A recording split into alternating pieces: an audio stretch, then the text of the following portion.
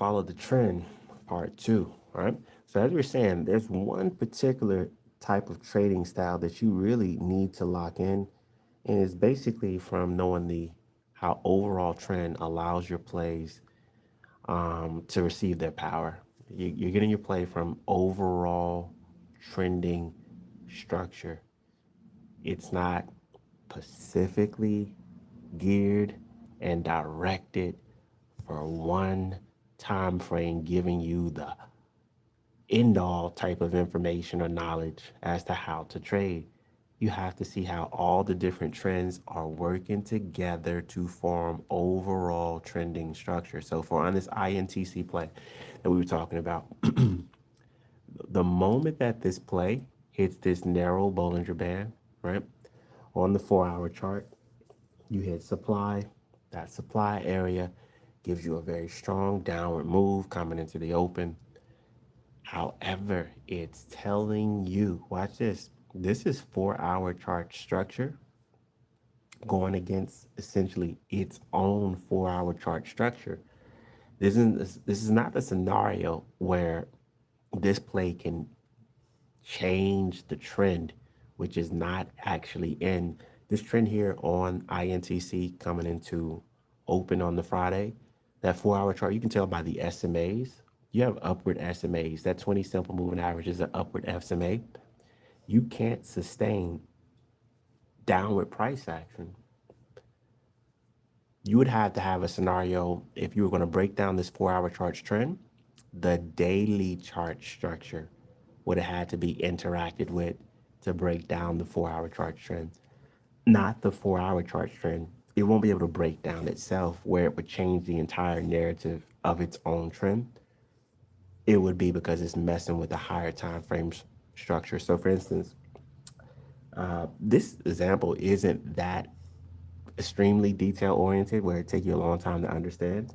But if you have a trend, let's say for instance on the daily chart, then the daily chart is in an uptrend, and you're looking, appreciate the line, and you're looking to see how the daily chart can actually break down its uptrend. Well, the daily chart structure isn't going to break down its own trend. You're going to be generally dealing with a stronger time frame trend to do that, like a weekly, like a monthly, like a quarterly. That's going to break down the daily chart trend. These time frames always have a higher time frame that is the direct cause to why a smaller time frames trend actually changes. It's not just a key level. You're giving yourself, you're doing yourself a disservice. Oh, the key level can change the trending structure of this time frame, this time frame, this time frame, so we can have downward price action or upward price action. It's always higher time frame trends. So the moment that you can spot what a trend is, you also know by default what can take that trend out. Hey, the 4 hour chart's in a downtrend. How can we take it out? Watch other traders. Other traders are going to say, oh, from a key level of support, from random volume that comes into the play, from a pattern being formed. 4 hour chart trend will be taken out by a daily or higher trending structure. That's how you know. That's how you're not going to be gambling, right? So let's take a look at some other plays, right? We're going to take a look at some other plays here for you. INTC is pretty simple. So you may have this strong downward move. This is all within the same realm of the 4 hour chart trend. You're not messing with the daily chart. You didn't overextend the daily chart structure that you could change the structure of the 4 hour chart trend. So this entire move, watch, you can see it.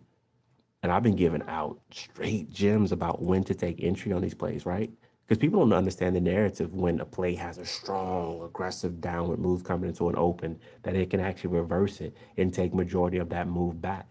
They don't understand what creates that scenario. They just think that the selling pressure just randomly dies out and buyers are already sitting down here so severely that the play just randomly just starts to give a big reversal back. That play was already deemed to give that big reversal back because you weren't down trending, not even on the same time frame that created the supply 4 hour chart structure. And the same token, the 4 hour chart structure still wasn't in a downtrend. So you have all this downward price action that simply couldn't sustain itself, even in creating, hitting 4 hour chart supply. The 4 hour chart trend is not a downtrend. So that move becomes exhausted. Exhausted for who? Smaller time frames that are not trending, like a 15-minute chart. Okay, what's good, Ant? Smaller time frames that weren't trending, right? So essentially allow that to go, right? And you saw that play too. Rocket Lab been up there killing that. I'm telling you, we're gonna have to put you on radar for seeing those swing trade setups. Let me know the next one you see so I can go ahead and put some money on it. Let me know the next one when you look it through your watch list that looks good. Yeah, Rocket Lab is up there killing it. That's a swing trade based on trend. All right. All right. The hardest thing that I teach traders is trend. The hardest thing that I teach traders is trend. They don't realize it. They'll think is trying to see how do I know to go here? How do I go there? It's trend. Trend is something that you always gonna have to take into account because trend is the defining factor that determines where power comes from, how extensive a move can actually extend itself, upward or downward price action. It gives the entire narrative of what plays can and cannot sustain. Trend, right? Trend tells you that. Trend tells you something's up, right? Even on the other vote, I think it's still posting the video from earlier today here on YouTube. I think it's actually posting, but I actually gave you guys a swing trade for anyone that's actually trading oil, right? I already gave a swing trade idea for you there for oil. So when that loads, you can go and look at that video about how you can basically dissect that, right? And it's going to be in the next video. If it hasn't already posted, it's getting ready to post actually on here when I went live earlier on today, right? So you'll be able to get it. Shoot. Listen. I'm locking. I'm locking in. I just got listen. You know the deal. All I got to do is see it, right? So you say less. Once you give me, once you give me a particular, yeah. So Ann was saying here, what, yeah, be trying to tell me. And once you tell me about a particular setup, there, hey man, I do know what take play pickable, right? And I'm gonna see the same thing essentially that you're saying. But what I was saying is that majority of traders, right, like I said, don't understand the relationship that trend plays in identifying why you get into a play in the first place, right? So first off, and what I've been sharing in all of these videos that I've been doing is, man, can you just like pause, right? Can traders just pause and understand how do they make money? Let's talk about that. How you make money? You make money from moves that give you big upward movement. Got you. You make money from plays that give you big downward movement. Just pause and just think about it. That's how you make money. Yes. I need you to know exactly, watch this, what creates big upward movement. Don't be opinionated about it. What creates it? So you can trade it. What creates big downward movement? What creates it? Because I promise you, Monday through Friday, I get traders that come to me looking to see what we can trade based upon the randomness that they find the plays opening in certain areas. No intel in their viewpoint as to how their plays create upward and downward price action. You mean the sole reason as to why you get paid in the market? You feel that that's somewhat subjective, as if your play is able to give it to you, right? You feel that is somewhat conditional, subjective, random as to how your play gives it to you the same way every single time, whether you want to trade forex, crypto, bitcoin, silver, commodities, stocks, it doesn't matter. You get it the same way. Reggie, how am I gonna trade that? Watch this. This is what you ask me. Reggie, look at this stock for me. Why you want me to look at it? I want to see how it can give me a strong move up or a strong move down that I can make money from it. Okay. Do you know the ingredients? Do you know the ingredients for strong upward move, strong downward move? That is how you get paid. Do you know how that comes about? I think so, Red. You think so? Okay, got you. Right? That's where we are, right? Because traders not understanding how they get paid, right? Watch this. When you get a job, watch this. You're gonna learn how to fulfill the task of your job. Why? So you can get paid, right? Ain't this everybody's watch this? Ain't this everybody? Ain't this your agenda? Hey, fulfill the task of said job to get said payment. Watch this every week, every 2 weeks. Let's keep this show rolling, right? Traders coming to the stock market. Damn, I think I see something. What? What are we doing? What are we doing here? Guys, how you get upper price action? Strong move down. Boom. Loses its downtrend. Boom. Hits higher time frames demand area. Yes, that is not any freaking downtrend. Changes the trends on smaller time frames that are trending. Boom. Strong upper price action because we're squeezing the hell out of shorts that can't sustain the move. You could write that in a paragraph and sum it up. I know exactly how I get paid. You ain't gonna believe it. I know how I get paid. Watch this Monday through Friday. Hey, Reggie, how you get that strong move down? I thought you never asked. Strong move down, you had a first, a strong move up. Loses its uptrend across the board. Nobody's uptrending to help it out. Watch this. Hits a higher time frame that was not in an uptrend. Boom. That causes a relay, causes all the smaller time frames trends that were uptrending to get the hell out of said uptrend. And then watch this, we start coming down. Watch this, we squeeze the hell, watch this, out of big groups of buyers that can no longer sustain the move for the further downward continuation of a move. I know exactly how I get paid Monday through Friday. I know. Right? I'm not debating this. I'm not debating this, right? I'm not going to debate this. I'm not. All right. That's it. That's it. That's right. And that's all we do. We taking advantage, right? We just gonna take advantage of big groups of buyers who can't sustain upward price action. We're gonna take advantage of big groups of sellers who can't sustain downward price action. Reggie, let's pull up a random play. Sure.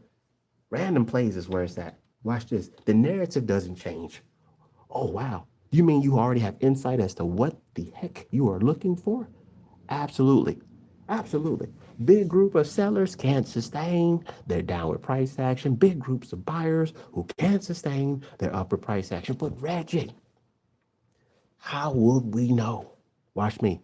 How would you not know? Watch this. Because you need to understand trend. The trend is what you're going to hit on a higher time frame that causes the domino that smaller time frames lose the trend, helping those big groups of buyers or big groups of sellers. And you're literally going to see when you're using moving averages that it goes from uptrend to neutral to downtrend. You want me to give you the key too? Let me give you the key. Give me the key to the city.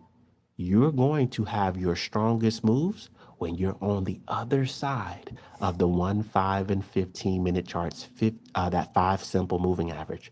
You're going to have your strongest moves when you're on the other side of the 1 minute, 5 minute, and 15-minute charts, 5 simple moving average, when you hit those key areas of demand and supply, and your 5 simple moving average, watch this, should be in your rear view mirror for the move that then comes for an uptrend, the move that then comes for a downtrend. Hello, goodbye. You think it's a game? Watch this. Netflix. What you do on Friday? Boom. Let's get into it. Netflix strong move up. All right. This is a 15-minute chart. How did you get up? Let's dissect what the hell we've been saying on this live, right? What the hell are you doing as a trader? I'm looking to see the big groups of sellers get caught. Big groups of buyers get caught. You don't just go up because of random price action. Nope. You going the hell up like this from pre-market low. Watch this. You ain't going to believe it. I'm already going to see that you giving me this type of move to the upside. You've already given me this type of move to the downside. Stop playing with me. Stop playing with me. Watch this. I'm gonna put up a bigger time frame so you can see it. 4 hour chart, just so you can see it. You've all what the hell is that? Right? What the hell is that right there, guys? I'm not here to play around with traders anymore. Not this season. I'm not really here to play with you no more. You understand what I'm saying? You got plenty of traders in social medias, right? That you can talk to, that give their insights, right? Nah, we went straight for the jugular, right? We went straight for what the hell causes upward price action, what causes downward price action. You ain't gonna believe this. You're just not going to believe this. This is like being in the damn twilight zone, right? When you start to lock in. When you start to lock in, this is like being in the twilight zone because you're going to see the same scenarios that constantly repeat themselves. Now watch this. Watch this. You would already know. All right. Look at that big downward move. You know, big downward move needs big downward reinforcement. Even the 4 hour chart starts saying, hey, I'm about to let this go. But watch this. Key insight. You're already anticipating that this is going to give a reversal, right?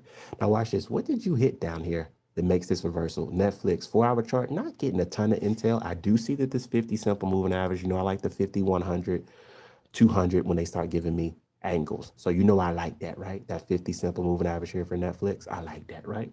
Got you. In relation towards most likely, let's see if it even did something on the daily. Got you. Daily made it as clear as possible. Daily said we don't get no clearer. What you mean? Daily chart said just want to make sure we don't get no clear. 5 SMA coming up. 10 SMA coming up. Daily demand. Thank you. The trend on those higher time frames represents demand and supply. Thank you, daily demand. Watch this. You're going to get the cleanest, most powerful moves when you interact with the demand and supply. Very simple. Come on, this is how you want to be more textbook with it. Hey, I know that 5 simple moving average on the 1, 5, and 15-minute chart should be in the rear view. Is it in an uptrend just yet? Nope. It's in my freaking rear view. It's in my rear view. It's in my rear view. At this time that it's going through the 5 SMA here on the 15-minute chart, it is absolutely doing it. Watch this where we drew that line. It's absolutely already doing it on a 1 and a 5-minute chart. Look at this. You're absolutely doing it. 5-minute. You're absolutely doing it on a 1-minute chart. Absolutely, right? Absolutely. Even does a little 15-minute chart area retest. Thank you. It's in my rear view, right? On all three. I clean as hell move. Thank you. The play went into key levels where the trend wasn't. You know you're going to get a pullback from that. You know you're going to get a pullback, right? Strong move into previous day close, into pre-market high. You can get a strong reversal, but that play can't break down. Why? Because it's backed by institutions and by higher time frames. Demand area, it get absorbed at that area right there. All 1 minute, 5 minute, 15. You have 3 time frames reinforcing price action to what? The upside. When you get in the strongest plays, when you have multiple trends behind you, how about a 1, 5, and 15? Simplified.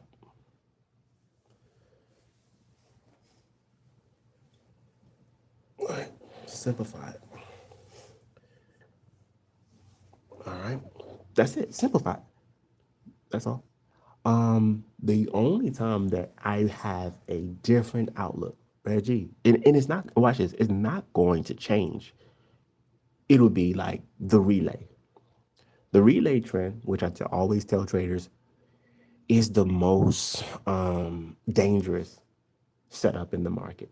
Market makes sense. You're in a multi-time frame uptrend, bounces off the multi-time frame uptrend, back up. Makes sense. Market makes sense. You're in a multi-time frame downtrend, especially on higher time frames. You bounce into the downtrend, back up. Bounce to the downtrend, back down. Makes sense, right? Traders get screwed when you have a scenario that you're in an uptrend across the board, especially on smaller time frames, and the trend begins to break and you come down bit by bit. What do you mean? You look at a 1 minute chart trend as it's starting to form the downtrend. Watch this. The 5 minute chart's not in a downtrend. The 15's not in a downtrend. The 30's not in a downtrend. The 1 hour is not in a downtrend. The 4 hour, you would say, not really in a downtrend, right? But you got a relay. What's a relay? Relay where the 1 minute chart gets into a downtrend first, followed by the 5 minute, followed by the 15. But Reggie, you just said earlier, my strongest moves, I should have at least three time frames trends in my rear view, in particularly that 5 SMA. So if you're telling me if I got a relay, only the 1 minute chart technically could get into trend information first. But even with the relay, watch this. You're going to cross through as the 1 minute chart already will start bringing the SMAs down. You're going to cross through the 5 minute charts, 5 SMA. You're going to cross through the 15 minute charts, most likely either neutral or starting to form a V shape. You're going to cross it. Price action is going to cross all three of them. Gonna be in your rear view mirror. Wow, watch this. 5 minute chart could be possibly still trying to form its downtrending SMA sequence. 15 minute chart may be still trying to form its downtrending SMA sequence, right? I be wanting to get into some real advanced topics, but I know I got to stop at trend. What do you mean when you talk about advanced topics? Advanced topics, how you can have a damn 4 hour charts trend only being a ricochet supply or ricochet um, demand. What's that?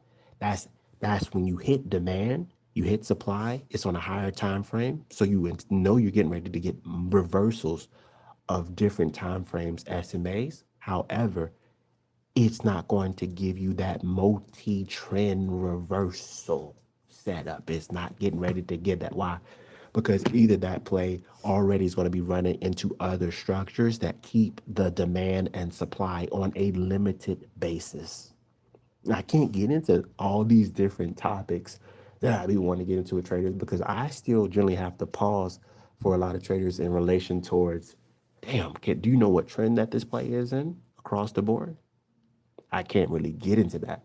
So, like for instance, the Nasdaq on Friday, this damn thing hits trend to give you a strong move down at the open, right?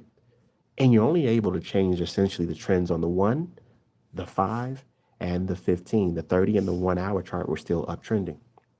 And when you came down, let me show you real quick. It's ricochet supply. What's ricochet supply? Ricochet supply is where you don't have the full benefit for being able to change multi-time frame trends in a more severe basis because your trend or your supply or your demand area has restrictions. Is already going to be running into another time frames structure, right? So we got a big green move up essentially on Friday, right? But we started with a big strong downward move. I'm gonna give you some context, right? We started with a big strong downward move. Watch this. Why did you start with the big downward move? The play had already touched daily chart structure. You got a very strong, powerful bounce out coming up into the open. It gave what's called a death sentence. I call it a death sentence where my 15-minute chart, watch this. I got it. I'm gonna give this because, like I said, I'm gonna give this to. I think Ant. You probably one of the few. You probably one of the few that's actually gonna understand and get this right. It's a death sentence where my play has an interaction with higher time frame trend, 4 hour daily. Boom, has an interaction with it. It bounces up. Boom. So it already has the interaction, right? Look at that. Interaction with the higher time frame trend, right? It bounces up. It's coming to a nearby area of resistance. But you already had the interaction. And the interaction leaves you coming up short because you'll see, for instance, a 15-minute chart trend is not going to be able to get to that key level. It's not going to be able to get there. Is that what happened for us? Ding, ding, ding. These people playing with us. It's not going to be able to get to pre-market high. It's not going to be able to get there. Traders don't know what the hell's happening, right? I think it got momentum. Play dead is a death sentence. Listen, there's only one parachute on the plane. Pilot just jumped off. Did he have a backpack? Yes. I'm guessing he not getting ready to go back to school. He took the last parachute, didn't he? Yes.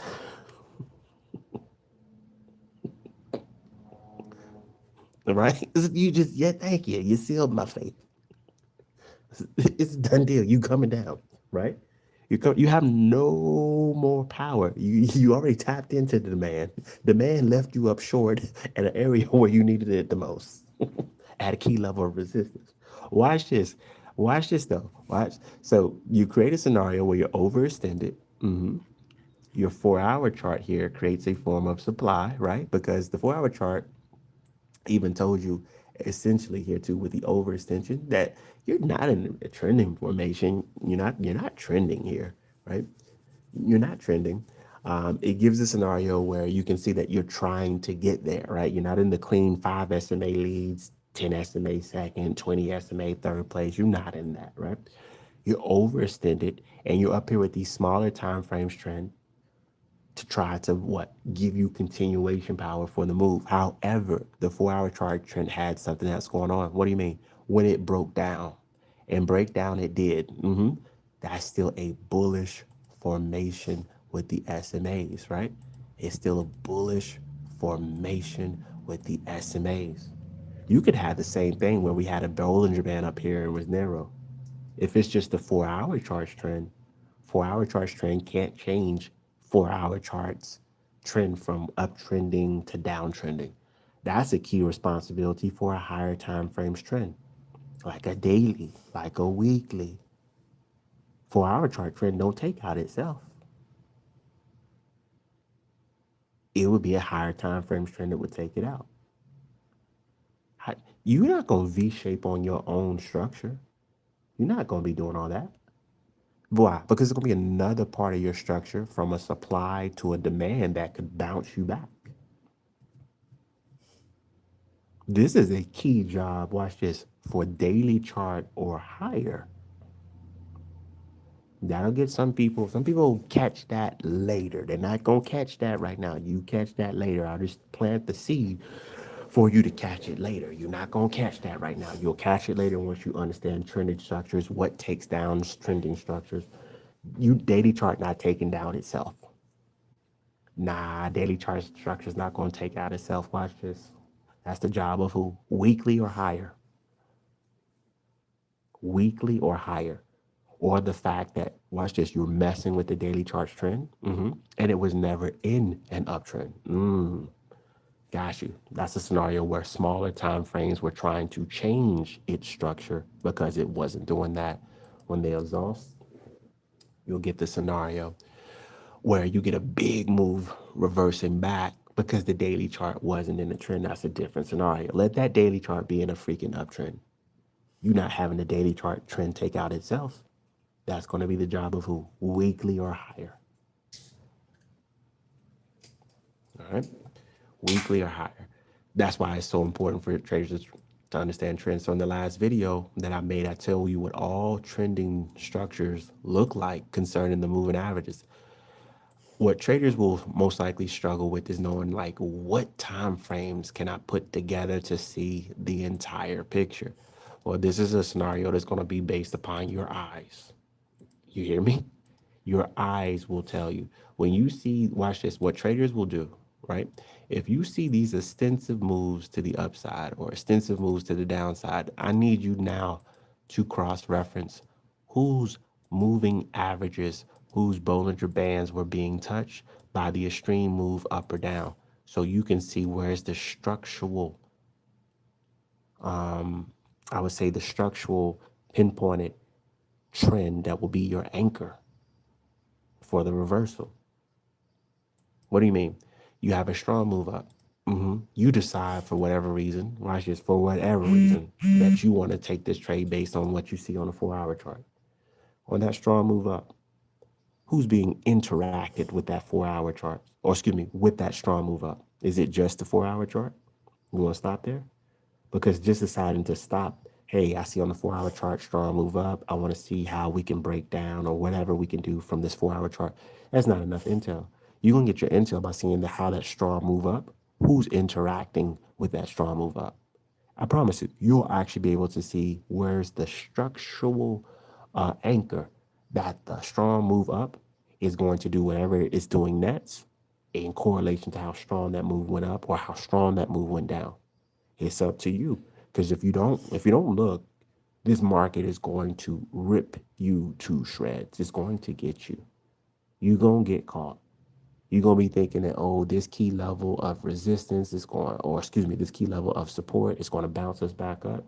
Not even knowing that you got a strong move up into an area that can not only change multi smaller time frame trends back down, it will destroy this key level of support.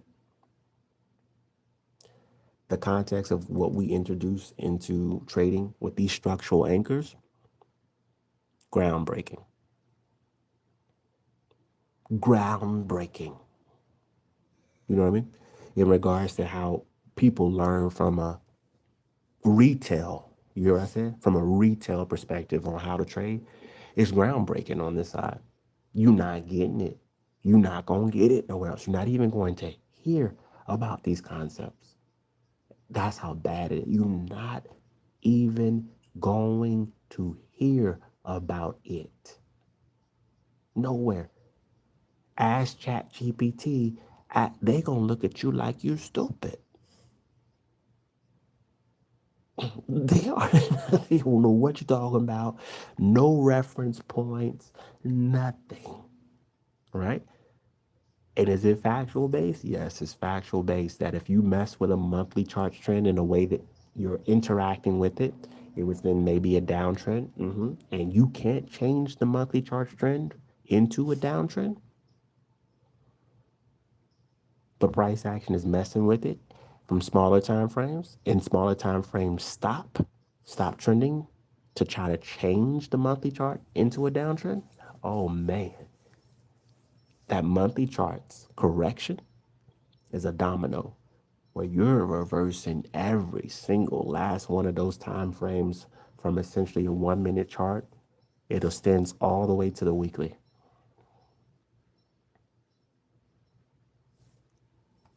The dominoes, right? So like I said, it's not the hardest thing. It's when traders, for whatever reason, right, just they want to tear down a building, right? Because it's like what I say may seem like it's doing too much, right? You decide, hey, I want to join and have a demolition team that we destroy buildings and get paid for it. We bring buildings down. Got you. Why the hell did you sign up for this job, right?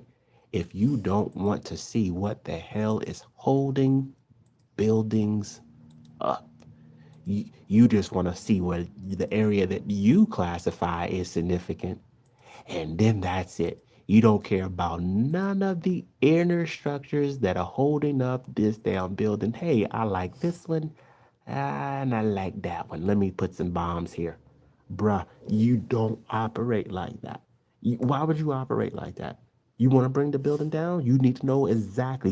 Watch this. Give me the damn blueprint. You're not even gonna take it to chance. I'm not gonna be just putting demo bombs and TNT random places on the building to bring it down. I'm gonna see exactly why that damn building was being held up. Where's the foundation? Where's the pillars of support? Where is it at? That's where I'm gonna put the bombs. What traders do, guys, like I said, I was saying earlier in the video, you got a trader out here, right? Make some really good moves in the market. And he's a limited trader. What do you mean? Everything he does is from the 4 hour chart. I know instantaneously the moves that constantly happen because we're touching the daily chart structure or we're touching the weekly chart structure. What the hell do you see just in the 4 hour chart structure that makes you think that that's the only structure of significance? All you need, watch this, and giving traders straight up bad intel. All you need is the 4 hour chart trend to be successful. What? What? What? What? The daily chart is irrelevant. I got you. I got you. That ain't even a part. Watch this. The daily chart ain't even a part of the stock. You're right. It's not even a part of it. Weekly, cares about that. Doesn't even matter, right? We stop at the 4 hour chart. Well, that's all we need. You see why I be pausing? Yeah, that part.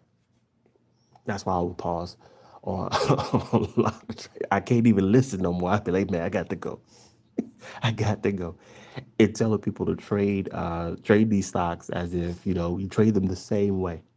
Trade the derivatives of a stock the same way. Bruh, options are different. They don't move the same. They don't move the same in value. Futures, they don't move the same in value. You got different guidelines. If they were all the same, watch this, even though they could represent the NASDAQ, the SPY, gold, if they were all the same, they would move the same. They don't move the same. Especially when you're doing prop firms, the rules are different. You got different rules that you trade on, right?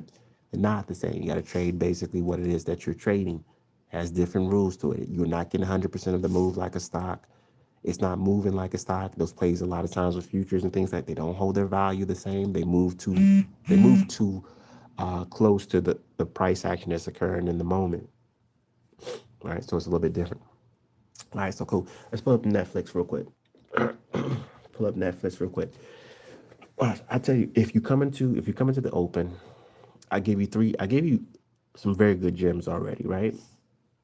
You know you're taking reversals. Stop playing.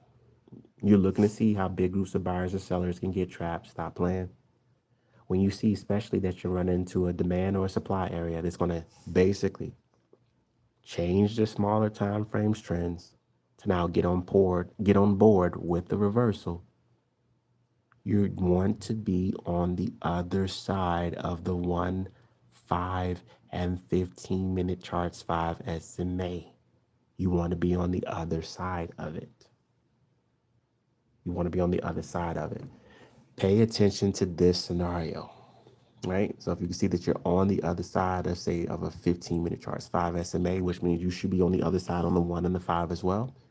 Please pay attention to that 15-minute chart structure to make sure it doesn't have still any underlying factors like a 20 SMA that you could run into that needs to be broken down first, because you will get popped back up. It will already tell you that, yeah, I want to be on the other side, but I don't want to be coming into your trend that needs to still be broken down. You could wait for that and then get in. You can wait for it. You don't want a piece of that play structure to still bounce you back up. That play will already tell you it will come down some just in crossing that 5 SMA between those 3 time frames. But if there's still some type of core structure that needs to be breaking down within that trend, you're going to get chopped around for a little bit. You will. You'll get chopped around. Even in swing trades, when we get the weekly chart or higher time frame structure, we get the 4-hour chart giving a V-shaped recovery. If you got that 4-hour chart still even having a 20 SMA coming sharp down at you, watch this. You're going to get your V-shaped recovery, you're going to pop up, and then you still going to be struggling to break down the 4-hour chart trend. If the daily chart structure is right there, still nasty SMAs, you'll pop back up, but you're also going to have some chop in that. Why? Because you're going to have to resolve that daily chart trend. Pay attention to the fact that there's still something there. You know the move is coming. It's just going to need to break down the structure. That's why the key thing to all these trades is actually identifying your structural anchor. It already lets you know that your play has the additional power to still break and consolidate through levels of trends before you're going to watch this, but you're going to get the extended move because of how much power you're interacting with. That creates that domino effect. You gotta execute a little bit of patience. All right. So with Netflix, I'm not asking questions. Let me see. 4-hour chart, strong move up. All right, got you. Let's see what we did. That's why I don't like looking at these charts, because I'll be feeling like I'll be feeling like I'll be saying the same thing 50,000 different ways, right? I do. The same thing 50,000 different ways. I'd be like, bruh, these charts be telling you the same story. They do. They tell you the same story. So on the 4-hour chart, Netflix has a strong move up. How you make money? You take strong moves down. If you don't get a strong move up, this play already had a strong move down. It lost its trend. I need to be on the other side of the 5 SMA on the 1, 5, and 15-minute chart. That would be my most perfect entry for the further continuation of upward price action. Watch this, right to the gun. 15-minute chart, bro. Put me on the other side of that 5 SMA on the 15-minute chart. By the time I'm crossing that 15-minute chart 5 SMA, especially if it doesn't have any hindrances, I get a perfect textbook trade. Looks like I just drew this one. I did it. I did it, right? So looking at, boom, perfect textbook trade at that moment, right? Netflix. Let's look at some more plays real quick. The play. Oh, I didn't even break down that one too. Let me see. Making sure 4 hour chart. Did you have a big move down? Did you lose your trend? Yes. Easy. You had a strong move down. This is the daily chart actually too. So tell me that you went against the daily chart trend. Stop playing. Stop playing. But on the 4 hour chart, you can even see. Boom. Yeah. This is the one we just looked at, right? Am I tripping? Probably. Yeah. I think I looked this one already. Yeah. Whatever. All right. Let's look at another one. Lily. LLY. Probably already looked at it. Let's pull up Lily. Why? Because the way that we take trades never changes. The way that we take trades never changes. Never. Buyers, I got a big group of you. Sellers, I got a big group of you. I'm looking to see what on that chart tells me that I can reverse on you. Lulu, nothing different. Lulu, what you got? Strong move down. How did I get a strong move down? Well, it's telling me that I went V shape a little bit here. You went V shape? Everything is a damn. They tell you that if you commit a crime, you have to be careful because you're probably on camera. I forgot how many times they say that you're on camera generally a day because everything generally has cameras. So once they can pinpoint that you were at any particular point, you probably ran through so many different things that got you on camera. It doesn't make sense, right? You can put the pieces together.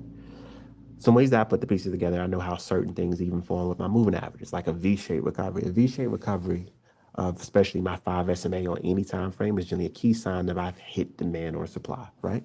So on my 4 hour chart, I see I have a V-shaped recovery. It's kind of light, but it's there, right? It's light, but it's there. That instantaneously tells me when I pull up a daily chart, bruh, I already know, oh, you steaming off of a 4 hour, excuse me, a daily chart supply area. Got you. I understand why I got continuation, but at the same token, look at the daily chart telling me I have a V-shaped recovery. Watch this. Daily chart structure cannot break daily chart structure. The gems, right? The gems that I give out on these lives, ridiculous. Ridiculous. Daily chart structure ain't about to change daily chart structure. Watch this. Weekly chart structure would do that, right? Weekly chart would need to bring some type of downtrend, neutralization of trend, right? We'll have to be crashing into the weekly chart structure to get that. Daily ain't about to break daily. Daily not to put, the daily supply ain't about to put us into a daily downtrend. Not gonna happen. Why? Because if you hit daily supply, watch this. What are you telling me by default? Shit, we ain't hit daily demand yet. That part, right? Daily supply. Watch this. Daily demand can solve that. Stop playing with me. Daily chart structure can't take out daily chart structure. Stop playing with me.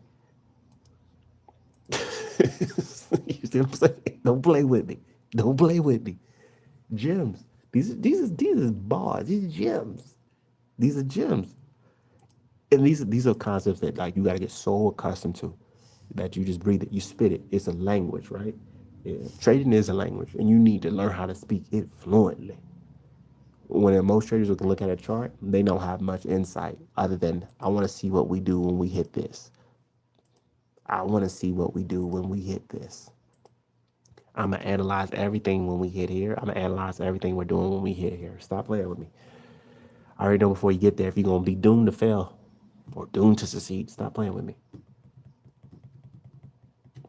Why? Because trading is never reactive. You would never create stock market if it was based on you having to take a reactive response about what the market is going to do and coming into severe structures. Stop playing with me. That's gambling. I can you watch this. You can invest in something else. You can invest in something else. That'd be much safer while you're gambling. You would never want to gamble. Why? Makes no sense. Trading is not gambling. Trading is absolutely gambling when you don't know what you're doing. Absolutely gambling. That's what I tell traders too. Like, bruh, if you get a setup that you don't know what the hell's going on, hey, I'm gonna need you to go ahead and divert. Not trade. Trade something that you know what the hell's going on. It don't make no sense that you're gonna decide to stop, pinch your tent, trade something that you're unsure of. Why? You want to gamble today? Why? Or is it doing something exactly that you know for it to do? Switch. What? Stop. You ain't a bandwagon fan. You can switch. You can go to another chart. Oh, I know exactly what's going on here. Got you. Trade that. Traders be traders be ready to stronghold a move to go the way that they want it to go. For what? For what? Trade the one that trade what you know. Trade what you know. If you don't know what's going on, don't trade it. You hear what I said? No. Trade what you know, right? All right, so for Lily, same context. This is my supply area. So you got a continuation from that supply area. But watch this. This is a type of ricochet supply. Concepts I don't even get to introduce. It's the first time I'm like introducing this on my lives. The first time I don't get to introduce it. I'm still telling people what a damn trend looks like.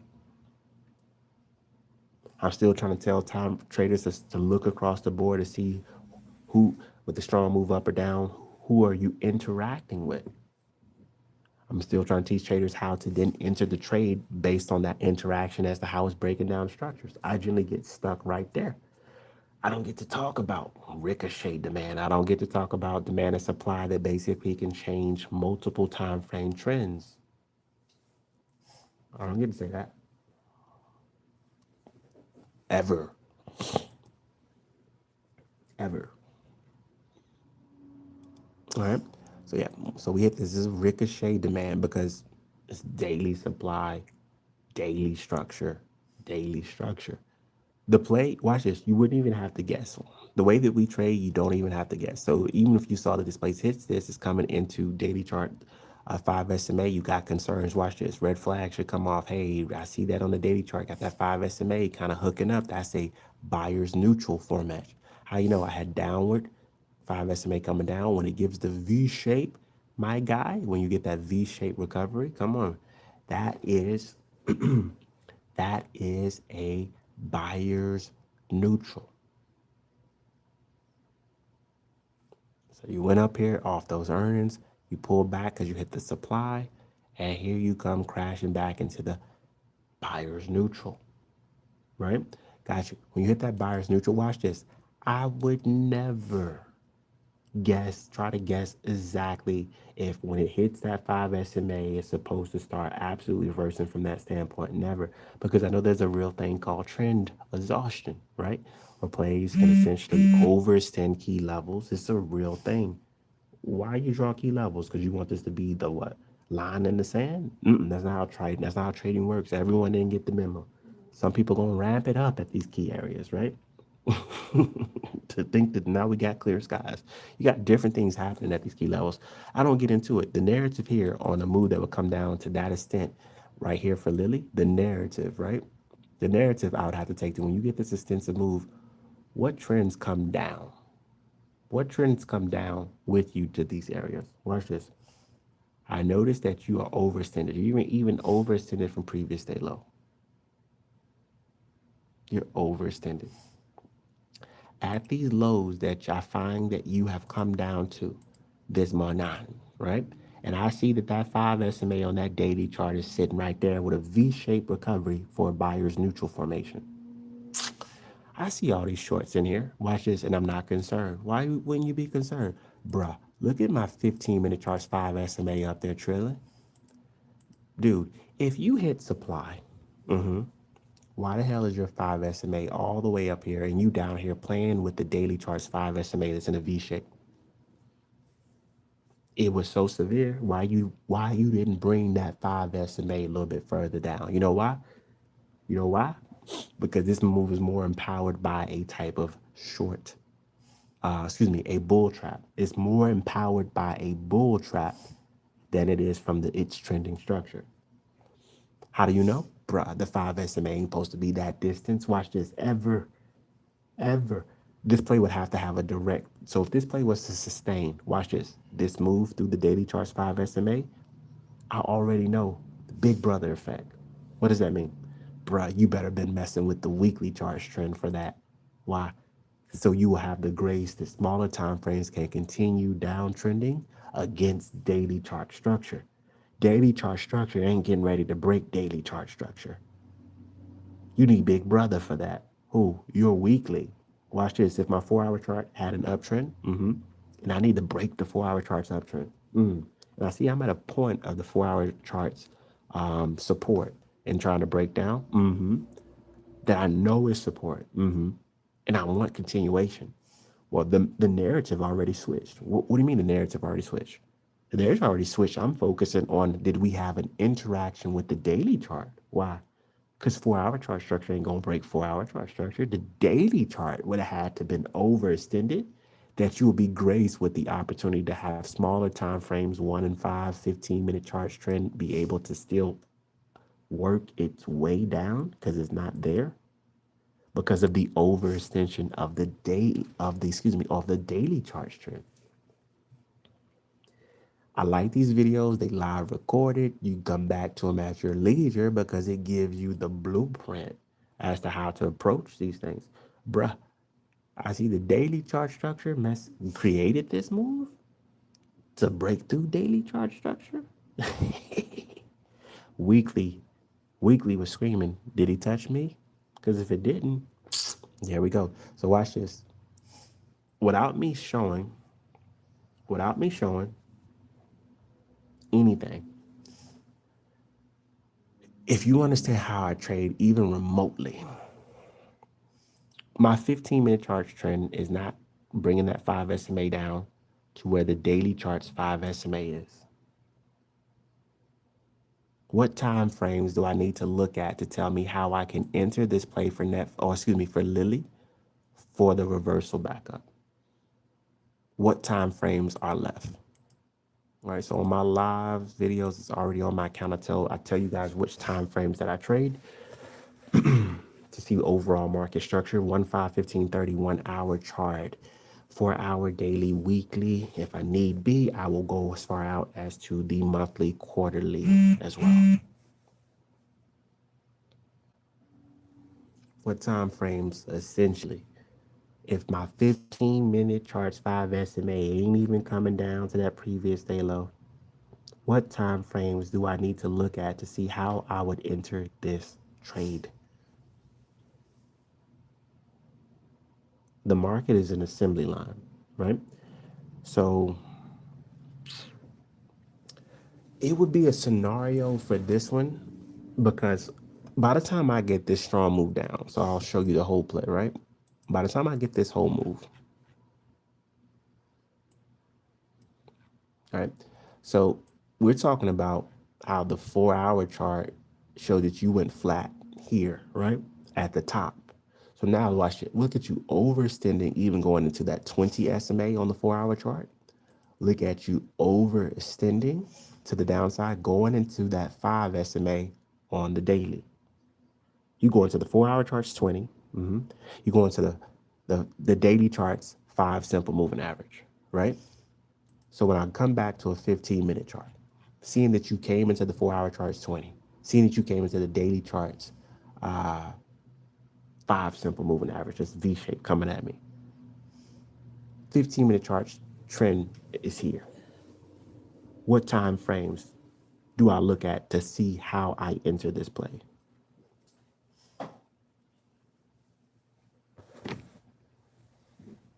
Five-minute, got you. What else?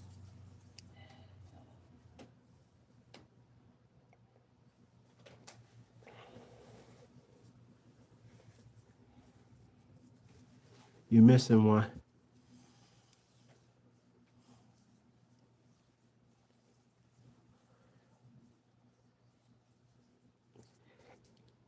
For this scenario, yep, it's between the 1 and the 5. Why? Because my time frames are 1, 5, 15, 30, 1 hour. If my 15's not coming, I already know that smaller time frames could be trending, still helping to reinforce this move. All right. The 5-minute chart I already know by default. The moment you cross that 5 SMA, it's a wrap, even if it came down on the 5-minute. I already know it's a wrap. Why? Because the 1-minute chart gonna be already recovered by the time we start interacting with that 5 SMA on the 5-minute chart. Because the market is an assembly line. 5-minute chart tells me I got a little bit of problem. Watch this right here at previous day low. It's already telling me, bruh, you already know this is game time. But Reggie.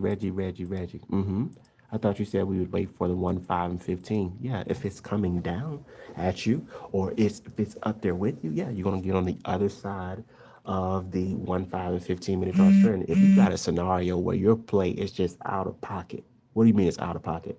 Bruh, you ain't got no type of trend like that. Just keep that downward move like that. It's very limited. Look at you. You only got a 1-minute chart.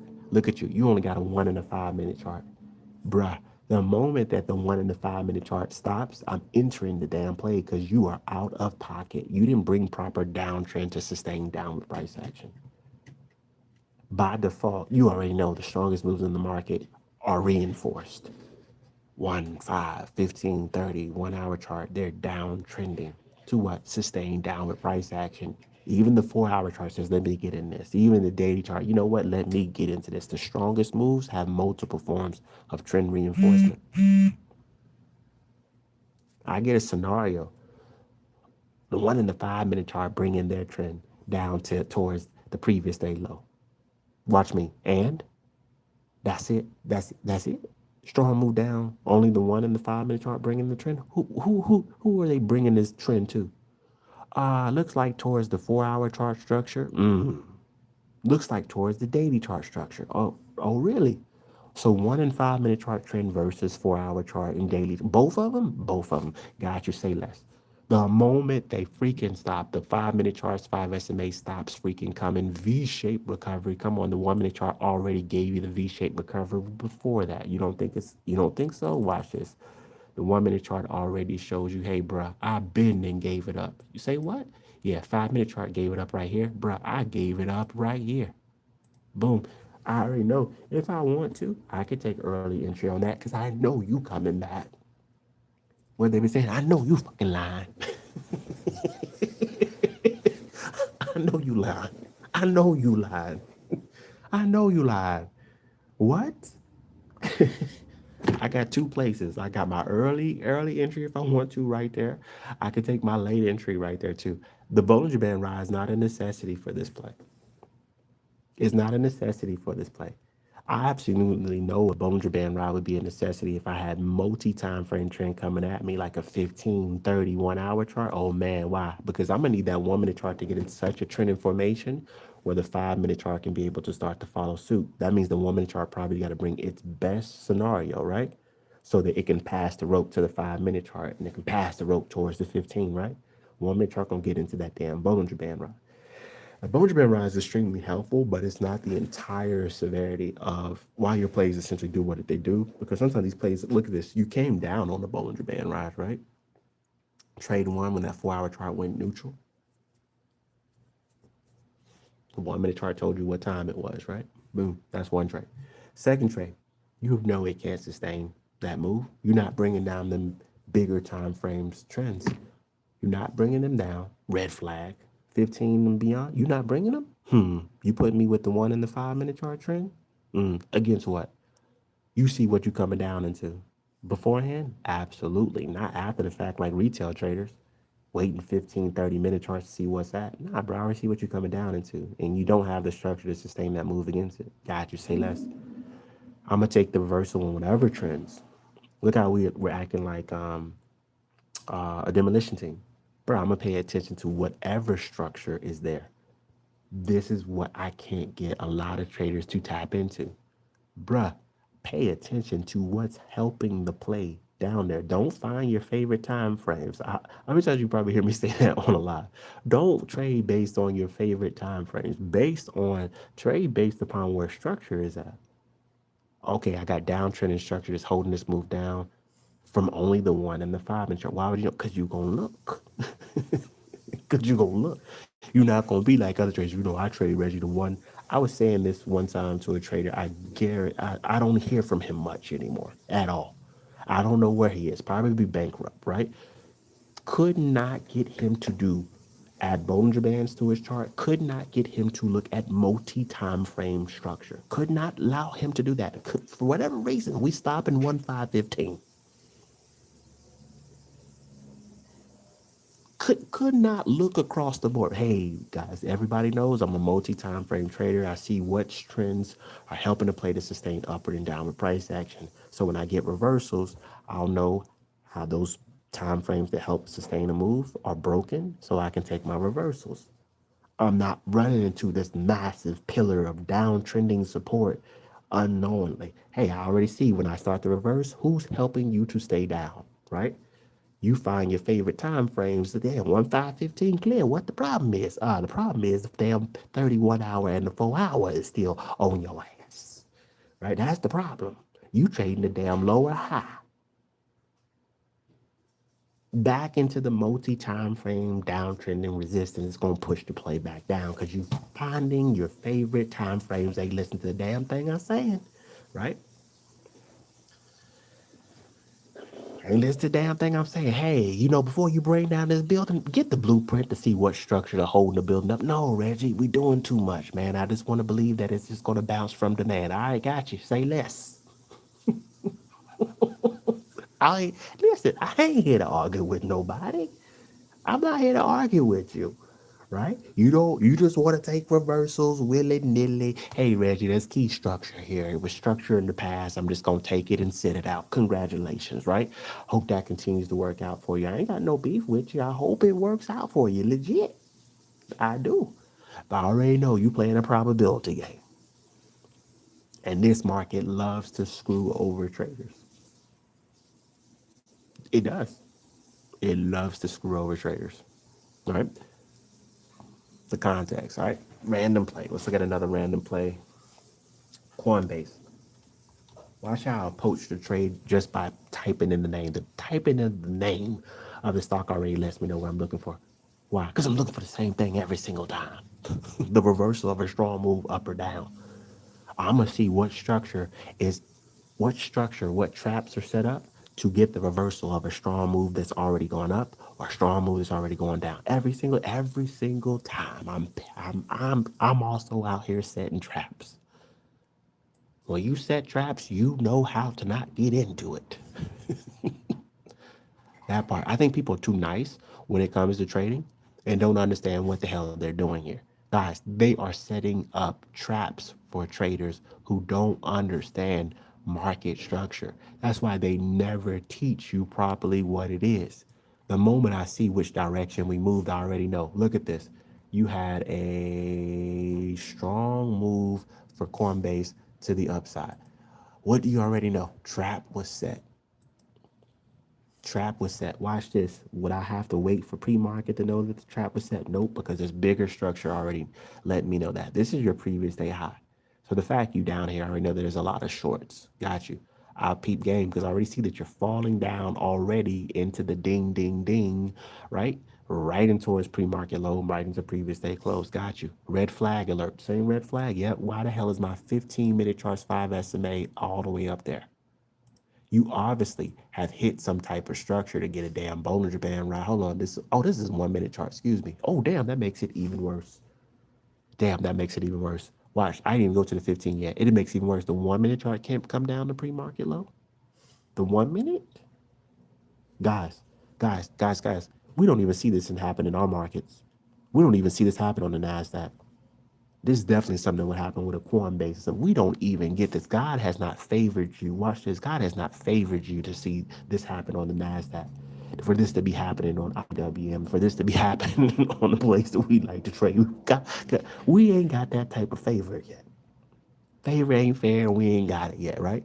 Coinbase, this is foolishness, right? The fact that you have an extended move into pre-market low, into previous day close, and don't even bring the woman. Bruh, if you don't take that trade from damn pre-market low, Reggie hasn't crossed no SMAs. SMAs ain't come down there. SMAs ain't came down. The moment you bounce from it, I'm in. Why? Because you got a bunch of shorts. What did I tell you? You already fell from previous day. If that's my previous day high, you already fall to previous day high. And the fall that you occurred from that previous day high doesn't even allow your 1 minute chart trend to come down to pre-market low. You just down here with price action. Bruh, if you don't get me into this play at that damn pre-market low, and I'm risking it. If you don't get me into that play at that damn pre-market low, we got a problem. Why? 'Cause I don't care about nothing that you talk about. I got a bunch of shorts to squeeze back up. Watch this. Now, I didn't even look at the higher time frames trend. I just know that 1 minute chart, bruh. You lying to me. I know you lying. I know you lying. Watch this 4 hour chart. What didn't even confirm. Watch this. The play says you have an overextended move into 4 hour chart demand. I already know what time. I know you off beat. I know you done lost your god daggone mind. I know you have. Watch this. I know you have. 4 hour chart told me there was a damn demand area there with that narrow Bollinger Band. Stop playing with me. Stop playing with me. You're a little bit more overextended here. Got you. This is a typical play that we see when the play already has an interaction with higher time frame structure. And it comes into an open where it's too far extended. We had this happen once during the week. We had it happen on one day. I can't think of exactly what day it was. We had the interaction that was proper to get the extended move either up or down. I forgot which direction, but we came into a scenario. What's the scenario? Because a lot of times we have these interactions and going against like a bigger time frame. Look at this. This is weekly. You go against the weekly structure. And when we go against the weekly chart structure, how are we going to know to enter this play for a swing trade? How will we know to enter this play that went all the way up here on the weekly? What time frame and what are we going to specifically see to let us know that it is time to enter swings? This is from the week of July the 20th. What time frame is going to tell us, bro, if you don't get yourself into a swing trade, and what are you going to see? Let's see if you still remember it.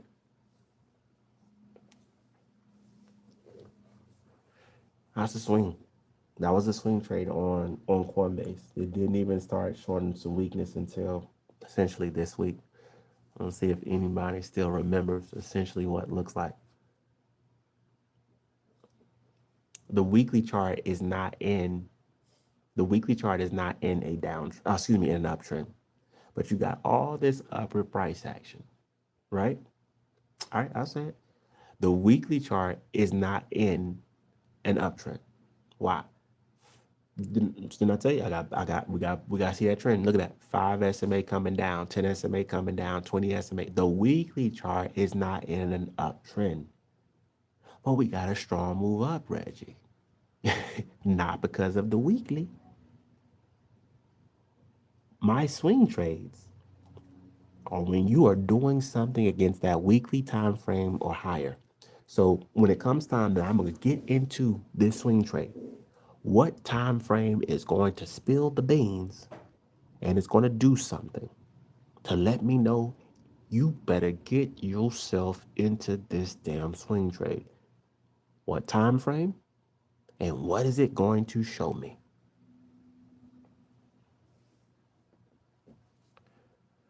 It did. Yeah. So it tells you that that's a supply and what time frame specifically. You know, oh, it's showtime now. What time frame? That part. It'll be too late if you wait for the daily. Your swing trade, you write this down. It's going to be too late if you wait for the daily chart to show you something. By the time the daily chart shows you something, you've already recovered on the 1, 5, 15, 30, 1 hour chart, 4 hour daily. You look too late.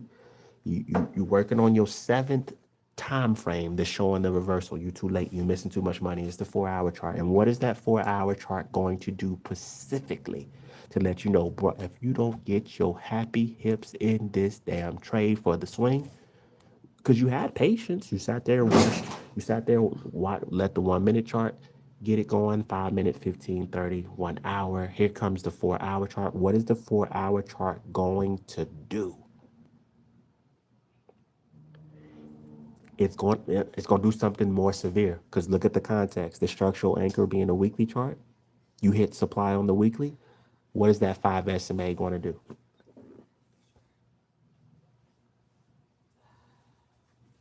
It's going to do something more than that. When you hit supply or you hit demand, thank you. You're going to get a V-shaped recovery right there in the comment, right? Boom. That 4 hour chart going to give a V-shaped recovery. If you don't get yourself into that swing trade from that setup, I don't know what to tell my traders, right? You're going to, you don't, right? If you don't get in that damn swing trade, right? Am I lying? Come on now. Am I lying? Look how this play serves you. Congratulations. You're in around this 173.43 area in a swing trade. Why? It's the correction from the weekly chart structure. Weekly chart structure gives you days. They play in this even in correlation. Watch this. Bad earnings. You already was, bruh. You already in the swing trade at 175s, 174s. Ernest been playing with your runners for the earners. Hey, let me see something. Down here, 139. Your entry all the way up there. Bruh, come on, stop playing. Stop playing. Right? Beautiful. I be trying to tell people too, earnings, man, earnings is probably one of the biggest manipulations there is. These people already started taking their money out well before. Earnings was the icing on the cake that extended the move further down. These people are these people all the way in the trade up. This is a transfer. People understand with this that there's a rebalancing that happens in the market. Well, damn, what the hell that look like? Oh, I'ma know what it look like. Generally, if you're gonna give us that multi-day type of movement, oh, you going against that weekly or higher time frame trend. Watch this every damn time. It's either gonna be that higher time frame structure becomes neutralized, but the way that they really like doing it a lot of times is from the overextensions of it. It's one of the key ways that they love doing it. You overextend those higher time frames trends. The 4 hour chart serves as one of the direct catalysts to let you know that how the multi time frames have already started to shift. We up here watching the shifts occur, right? That's what I said. Like we need a swing team. We do need a swing team. The more I look at these swing trades, it'd be like the more I'd be like, do you like day trading as much as you? I start pausing. Do you really like the day trade, Reggie? Like you like waking up every morning and taking a little glance and getting it in, or do you want to do more swing trades? Little ride. This is the great debate, right? I think about such things. Um,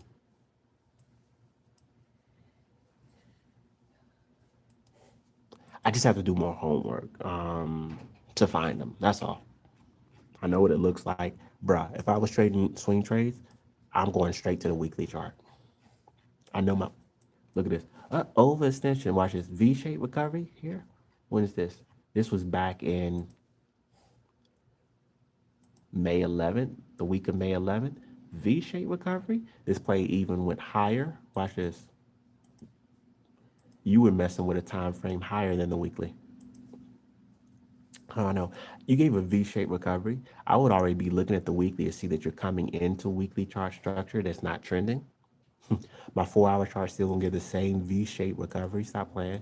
But this play goes higher than the weekly because it went into a V shape. You would be like, well, Reggie, that's after the fact. Mm-mm. The moment that I would be looking at that weekly chart structure, I'm gonna see. Watch I said, I always check structural anchors.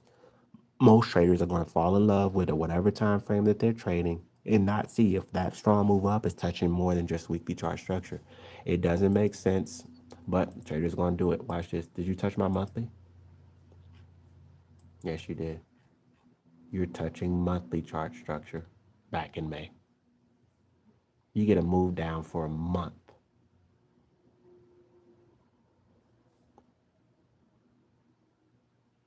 They're not releasing. Look at them. They don't even want to release no. They wouldn't even want to release no good earnings going against the damn monthly. Why?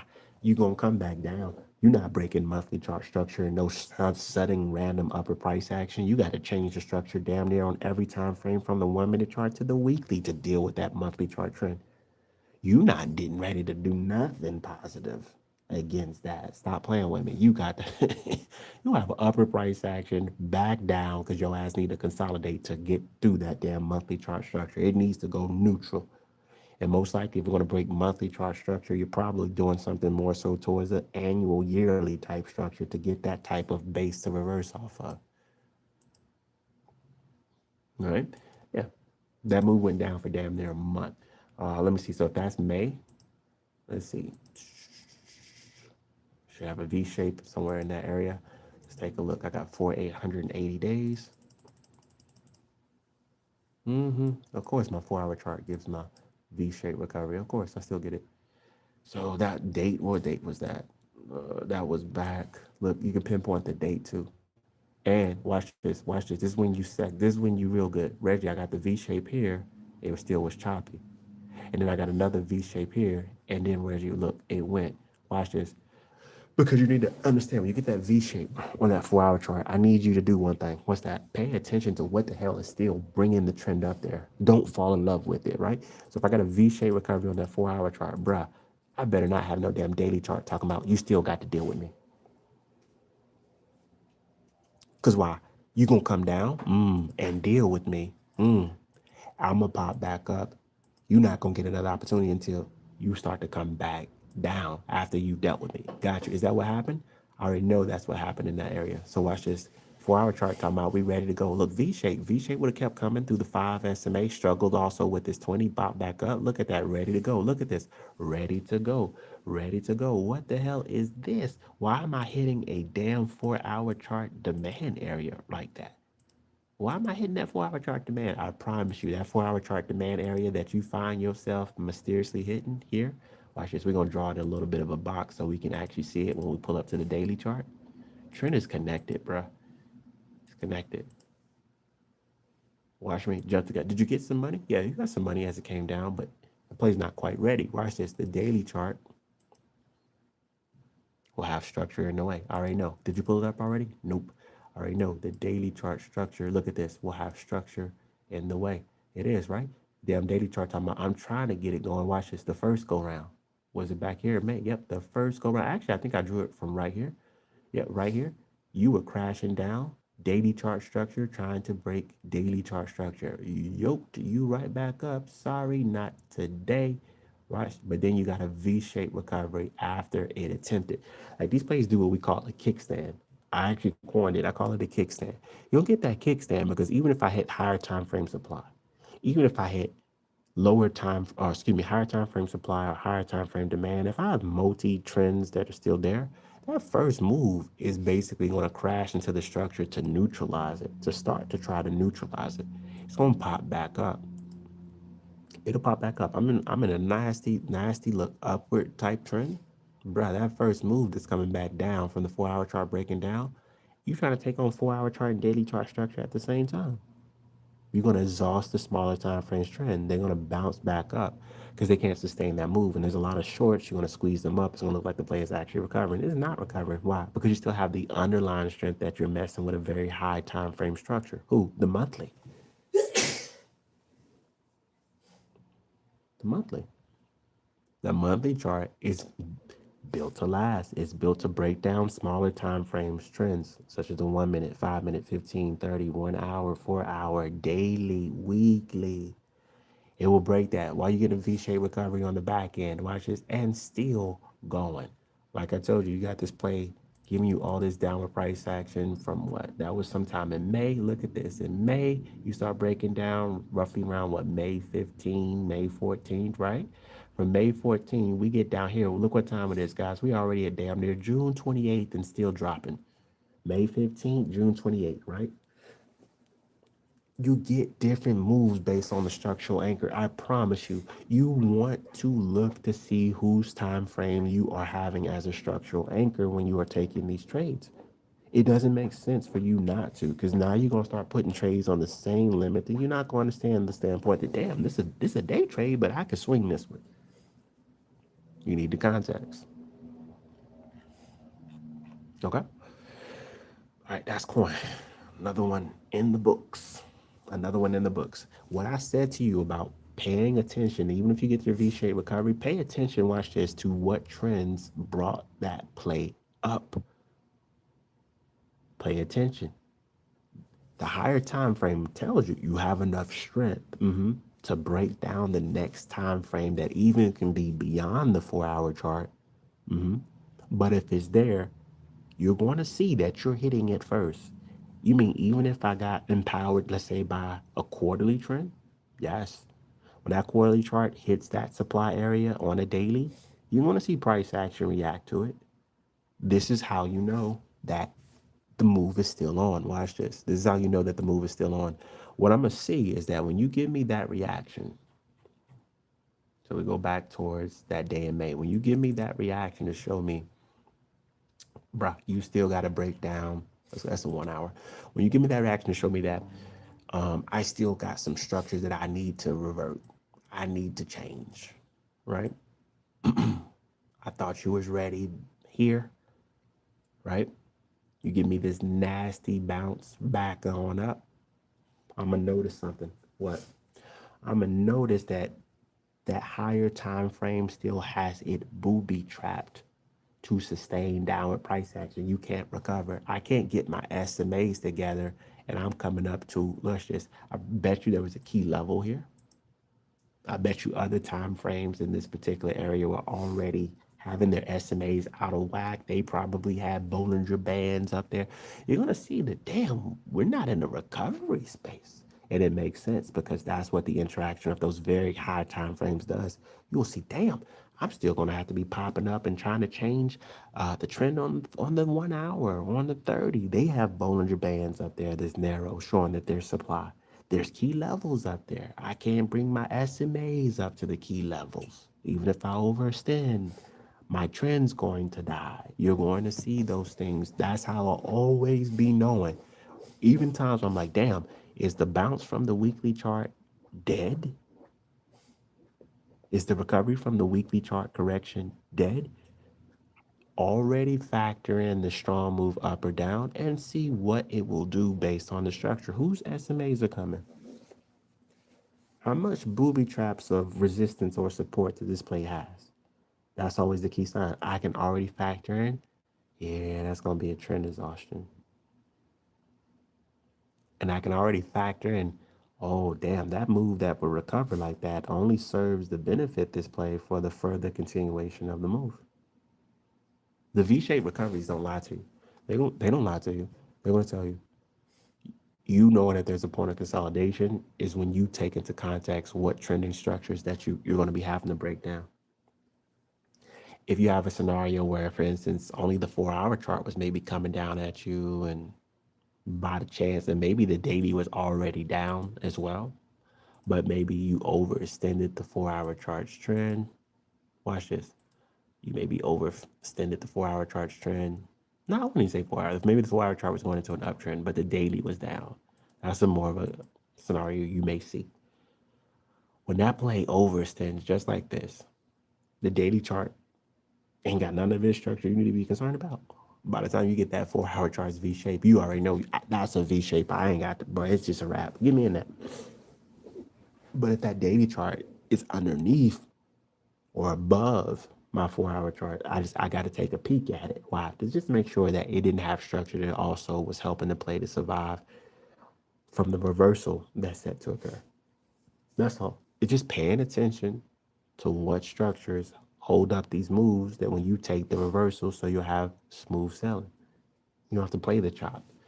The chop will still chop you, but like I said, you still make a lot of money from it. That'll be like irregardless, but you can still get in the play at the right time, which is something that we definitely try to do over here with the way that we address plays. The appropriate times to get into them. Okay. All right, so we'll go to a random example, another random example. This next example I want to give you guys, let's go to the world of Forex. World of Forex. Everything stays the same. You mean you're not changing for what?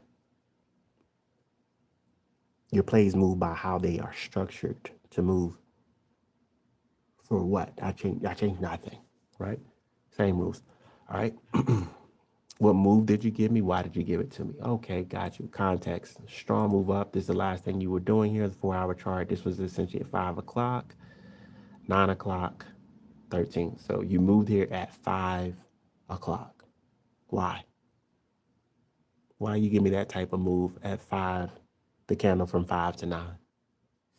Context. Let's look at the daily just so we can see it clearly. Bruh, you've already had a strong move down. You can't sustain the strong move down. It's actually booby trapped to actually reverse on you in the first place that you decided downward price action. Why? The daily chart is not downtrending. Wasn't downtrending here. Bounced on you. Wasn't downtrending here. Yeah, you came right into that 10 simple moving average on the daily chart. The trend of the last 10 days. Watch this. You have one day that you have downward price action. That 10 simple moving average. Yeah, that one. Yeah. The trend of the last 10 days.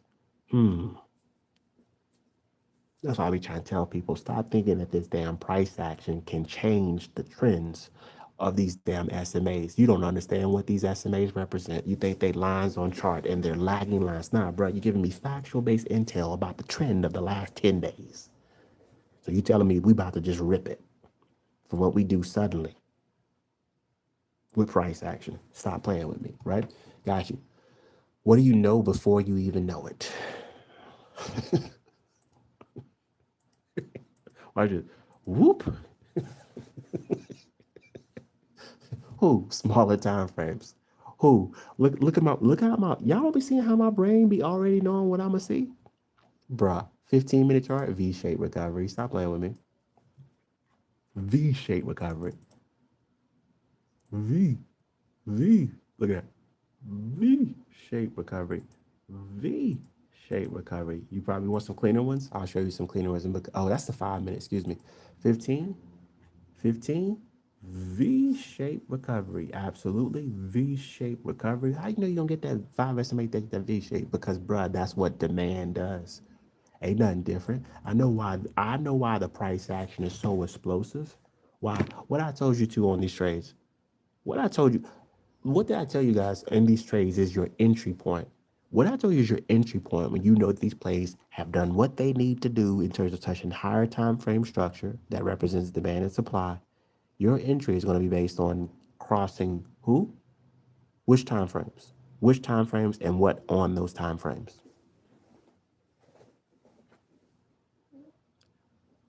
What's your entry? What's your entry? Hey, we touched that daily demand. Where do I enter, Reggie? Someone tell me.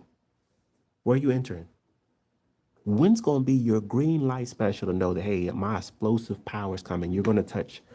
There's something I told you guys. It was a gem. I told you.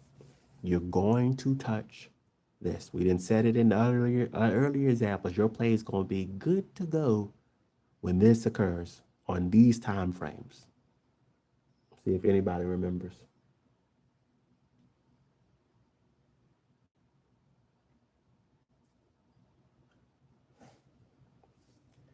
You will get the V shape on the 1 and the 5. You know that. That's always what you're going to get when on multiple time frames when you hit demand and supply, especially very severe daily. You're going to be getting that on all the time frames 1, 5, 15, 34 hour. Come on, you might as well add more. You already know it. You always get V-shaped recoveries because that's how fast the downtrend that was coming at you is going to reverse. Come on, 1 hour charts giving you V-shaped recovery. Got you. For an entry standpoint, to know that, hey, that play is hitting it. What time frames? Y'all remember what I said? I said the price action is going to cross something on these time frames. It's to let you know with confirmation because you got scenarios. Watch this. You got scenarios where you may see that your SMAs are still getting themselves in proper formation on the back end, but you need to see this is in your rear view.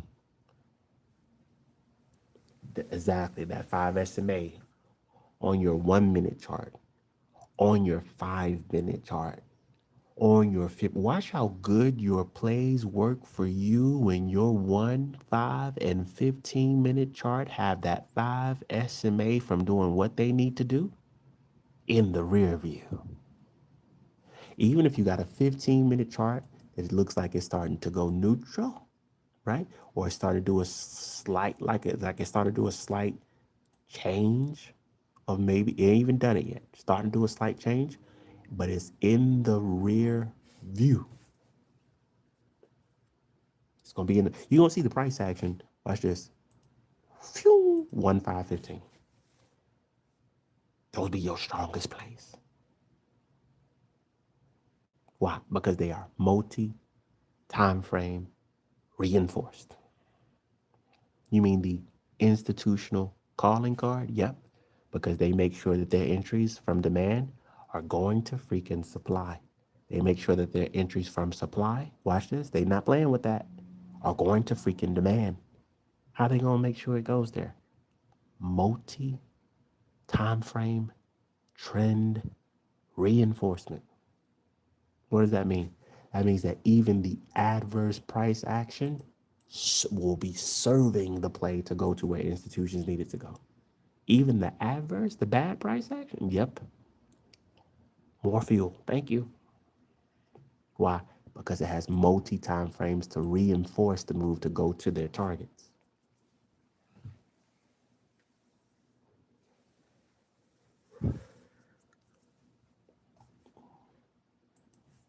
That's Forex. Don't matter what you trade. Silver, you think it matters? Y'all think it matters with silver? How we trade? No. Just make sure I got volume. That's it. That's the only that's the only qualification that we have. We have good volume in the play, we good. I'll take it from here, Alex. I don't care about what you got going from your news. Your news gonna work along with the structure. I care less.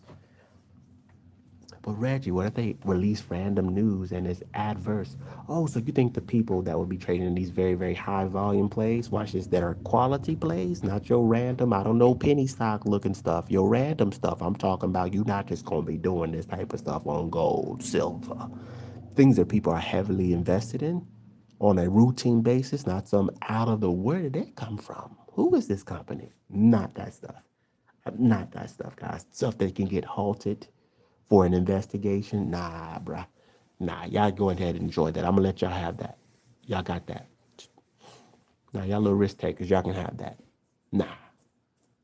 Play halted for a month under investigation. What the hell? What the hell?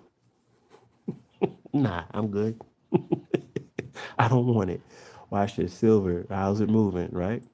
Silver gave you a big move essentially to the downside. Why?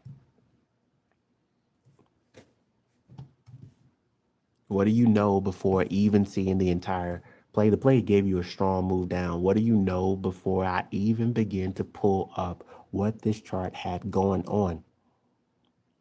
What do you know, right? From how I teach you. What do you know that this play already had going on to give a strong move to the downside? This comes when you understand how you make money in markets. You are trading how you know to make money in financial markets. What you guess, who cares what you guess? What you think, who cares what you think? What you suspect, who cares what you suspect? What do you know? What do you know? I got a strong move down by default. By default. Look at me. Ain't nothing changing. This is me repeating myself. I've already had a strong move. Strong move up. Yep, I already know it. Why? Because you teach this, Reggie, as step one. We take reversals in the markets to get paid. This is your job? This is on the damn job application. You take reversals in the market. That's how you will be earning your living. That's how you will be get paid. Okay, gotcha. I understand what my role is. Watch this. I can't wait to see a strong move up. Why? Because I can't wait for its reversal. Why? I can't wait for a strong move down. Why? Because I'll wait for its reversal. Why? Because that's how I get paid. Watch. Anytime I see a strong move down, I already know by default what? It's a reversal of a strong move up. Why? Because that's how the market moves. Take it further. You give me a strong move down, you also lost the trends that were allowing you to stay up. You didn't stay up here because you had goodwill. You had structures that allowed you to stay up. They stopped. You lost the trends. Got you. What else do you know? You come down the way that you did, such a sustained move. That play ran into a higher time frame. Watch this. That is not in a damn uptrend. You know that? Yes. You got two scenarios for that type of breakdown. Either higher time frames were with you. Watch this. They were with you as smaller time frames were trending. Either they went neutral or they were never with you. You know that? I know that already. Did you even look at? I don't need to look. I know what creates my money. Got you. Let's take a look. Watch this on the back end. Why? Because I already know what you do, right? When those higher time frames either go neutral or they were never trending in the first place with smaller time frames that were trending, you now had a scenario that you break down.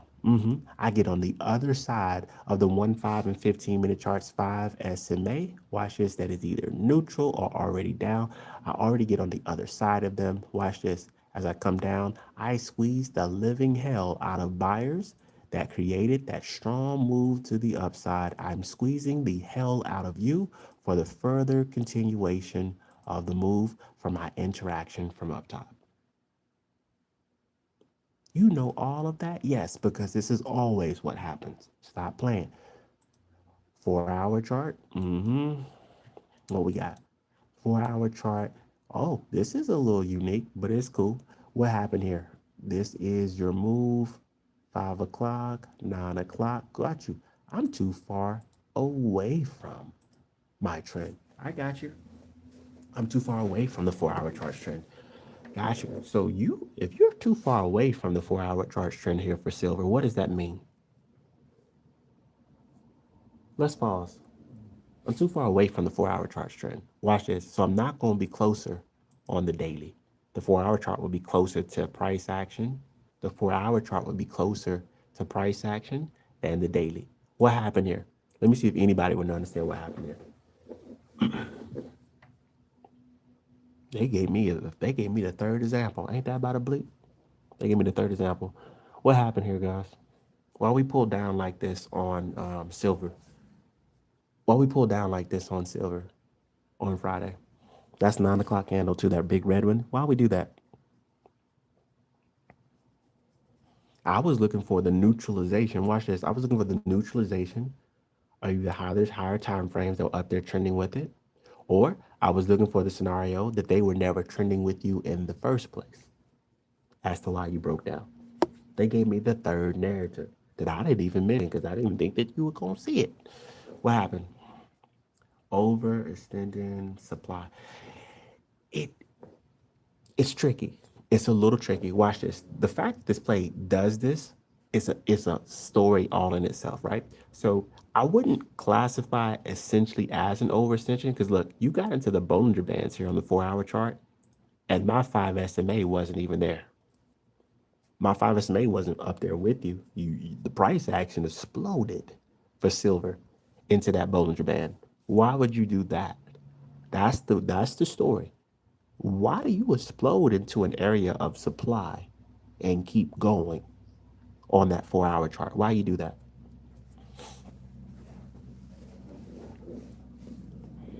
Why do you think it would do that? Why you that narrow? It was narrow. Then you started riding it. Why you do that?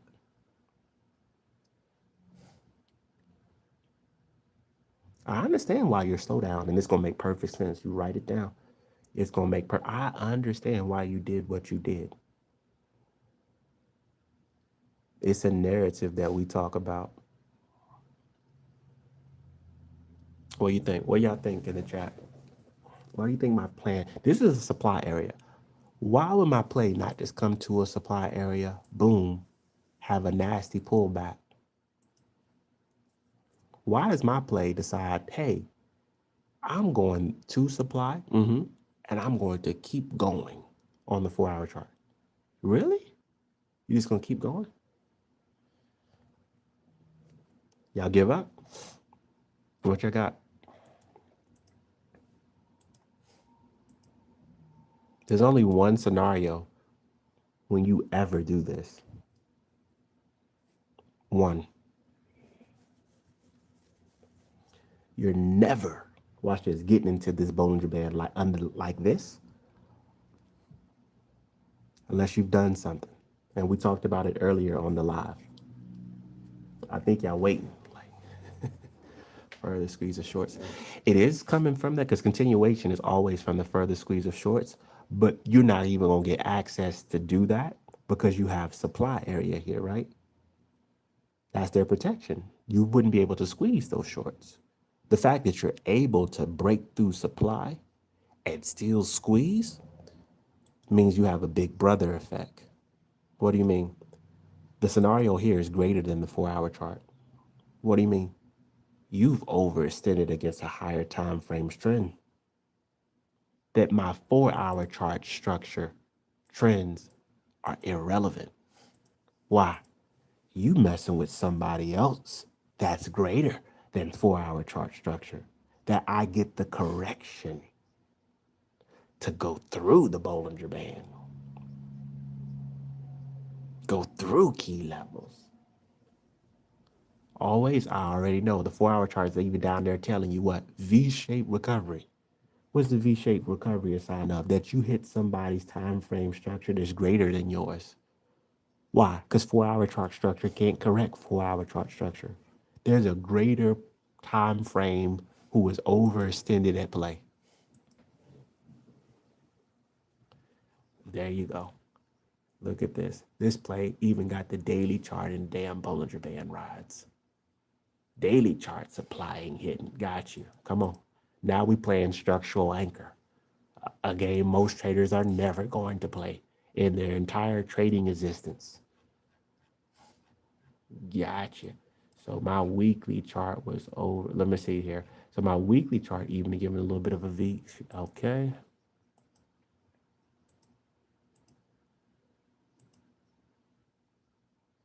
Monthly. Monthly. How you know? I had to keep, I can see that the price action messing with monthly chart structure.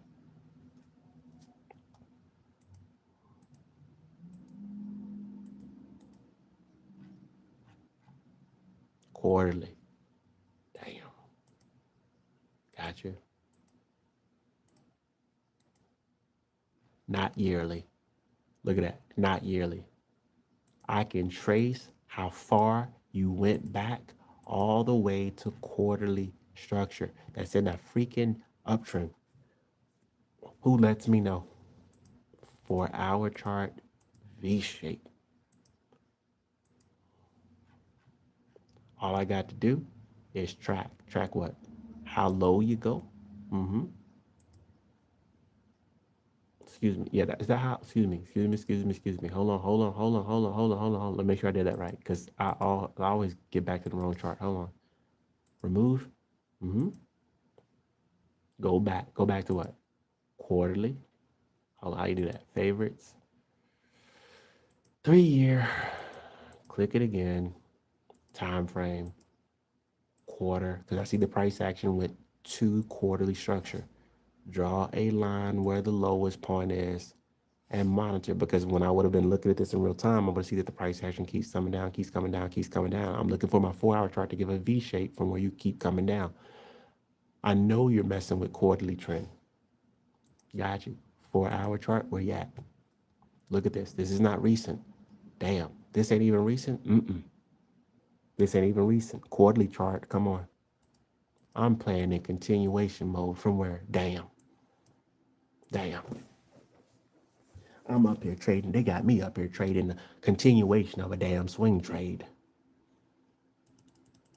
I'm up here trading making day-to-day decisions, rushes, day-to-day decisions, rushes from a move. It's already has a trigger point going back to July. Look at this, July 20th. Why did it struggle though? Why did it struggle? Why? Because I tell traders to please pay attention to the trends that are actually allowing plays to come down with it. Watch this. You got a V-shaped recovery back here. When was that, Reggie? I got an earlier V-shaped recovery back on June 25th, right? And we did get a nice recovery from that, right? From the V-shaped recovery all the way back here around this June 25th area. Watch this. At that same token, you trying to break even 4 hour chart structure to help empower this play to get down. Watch that. It's more. Your 20 SMA was problematic, right? It's coming down at a nasty angle. You can't sustain, can't get back into Bollinger Band rise. 20 SMAs there. 4 hour chart, even with the V-shaped recovery. Nice recovery, but still struggling with its own trend, right? Got you. But Reggie, the play was messing with who? Quarterly structure. Got you. So you recovered on the 1, you recovered on the 5, you recovered on the 15, recovered on the 30, recovered on the 1 hour chart. Watch this 4 hour chart structure gives you a nice V-shaped recovery with that 5 SMA, which is a key sign for us to take those swing trades. But watch this. If I don't have the mindset to pay attention to, is this the only trends that were helping this play to stay down here with such an extended move down? I'm going to get in the chop. Am I going to be right? Absolutely. Just from the V-shaped record? Yeah. Even when it gets choppy, adverse price action, watch this. I'm still getting a very extensive recovery. I don't give a damn how long it takes, but watch this. I want to be on the right side of the trade to take my money when I need to take it. I don't want to be experiencing all these hardships that the play still needs to take to break down trending structures. I don't want to be coming down lower from where I initially entered and stuff like that because you still got trends in the way before, watch this, you get it rocket shipping back up. I don't need all that in my life. You need all that in your life? We're much higher, watch this, we're much higher than where we would have entered in that place. Stop playing. You made your money. Watch this. But a lot of traders don't care about the fact when they take swing trades that the play gives them all this negative adverse price action and it still needs to chop down, goes down much lower than where they entered. Why? Because they got time. Man, F that. I want to be up. Being down is bad for my health, right? I don't want that, right? So watch this. I pay attention that even though I get that V-shaped recovery on the 4 hour chart, bruh, whose trends did you bring down to help you to sustain downward price action? Watch the narrative that you tell me. Then the price action makes perfect sense. Watch this. Daily. Daily down here with me with my V shape? Yep. Daily down here with the 20 and everything? Yep. Daily can't get back into an uptrend. Daily can't get back into Bollinger Band rise. I'm going to freaking struggle.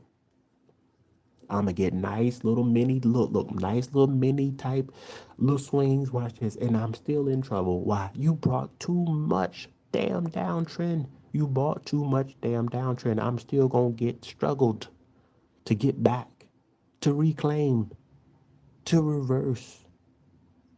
Why? I got too many trends coming at me. What you mean? They telling me. That's why the importance of the Bollinger Bands means so much. The Bollinger Band tells me if I can't get back into my damn Bollinger Band rides, you can't get back into trending formation. You're going to exhaust the trends that are trying to correct. Bruh, if I'm not being empowered by these time frames like the 4 hour chart, the daily, they're not empowering me for further continuation of movements. They're fighting me. And my smaller time frames don't have the structure to break down. They'll pull back down. They'll pull back down. It's not ready yet. The place says, yo, exhaust us. You're going to have to allow our trends to exhaust that brought us down here. Got you. Trend exhaustion is real? Yeah. Plays will set up plays where, bruh, you can't get into those plays until the trend that brought that play down in such a massive way is actually exhausted. So this is already telling me that there's a narrative at play with the way that this play was moving to actually come down here, that the trend has to exhaust because everything about continuation to reverse is still serving this play to have further continuation to come down. Trend exhaustion is a real component in how certain plays set themselves up. They can't recover yet. You mean you could be out of demand and can't recover? Absolutely. Demand is still compromised. Why? The structure of the trend is still too damn great. It has to neutralize. Then what? We can get the results from being out of demand area. Then what? We can get the results from being out of supply area. So you mean I can be out of demand and still be dropping down ostensibly? Yes. Until what? The trends that allow the play to get to you die. Pay attention to your V-shaped recovery under those conditions. Pay attention. Lock in. Who's in the way? Can it recover? How you know it can recover? Bruh, you're not recovering if your damn Bollinger Band all the way up there. You still dealing with the SMA recoveries and a Bollinger Band is there, bruh. You gonna exhaust yourself. You gonna have some chop. Stop playing with me.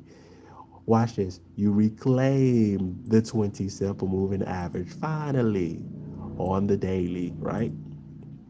Cleaner price action. Cleaner price action. The play's trending is ready now. You didn't reclaim, watch this officially, the trend on the 1 minute, 5 minute, 15, 30, 1 hour, 4 hour, and daily. Watch this. Weekly, you in the way? Let me see if the weekly's in the way. Weekly said, I still got a little something, something, but I'm flattening out. I'm on the verge of giving you a V-shaped recovery. Got you. Got you. Thank you. You're going to get some more upward continuation on this play because it overextended quarterly structure. I see this essentially on two different places. So I see this on silver. You're gonna get upward continuation on that one, and you're gonna get upward continuation. I forgot on the other one. I made it on the video, and I think it was gold, if I stand correct. I believe it was gold. You have to look at the other video that I made. I already had analyzed. I think it was gold, if I stand corrected.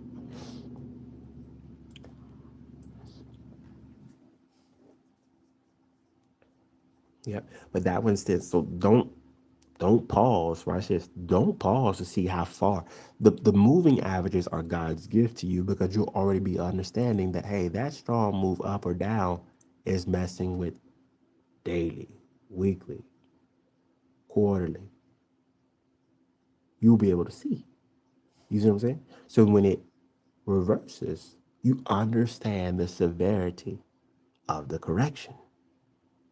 Why? Because the trend on the damn quarterly is not the same as the trend on the monthly. The trend on the monthly is not the same as the trend on the weekly. Trend on the weekly is not the same as on the daily. Trend on the daily is not the same as the trend on a 4 hour.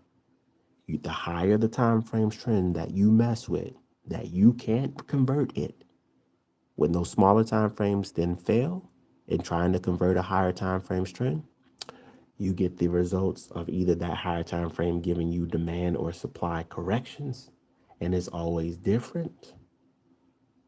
It's always different in terms of the severity that you're going to get in trying to do that. All right. Yeah. So silver got something going on where the structure that it messed with monthly, monthly can correct the structure on a 1 minute, 5 minute, 15, 30, 1 hour, 4 hour, daily, weekly.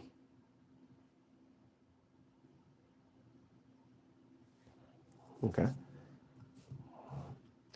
How far the move extends into the SMAs or into their Bollinger Band tells you if it's messing with that time frame. Don't get stuck.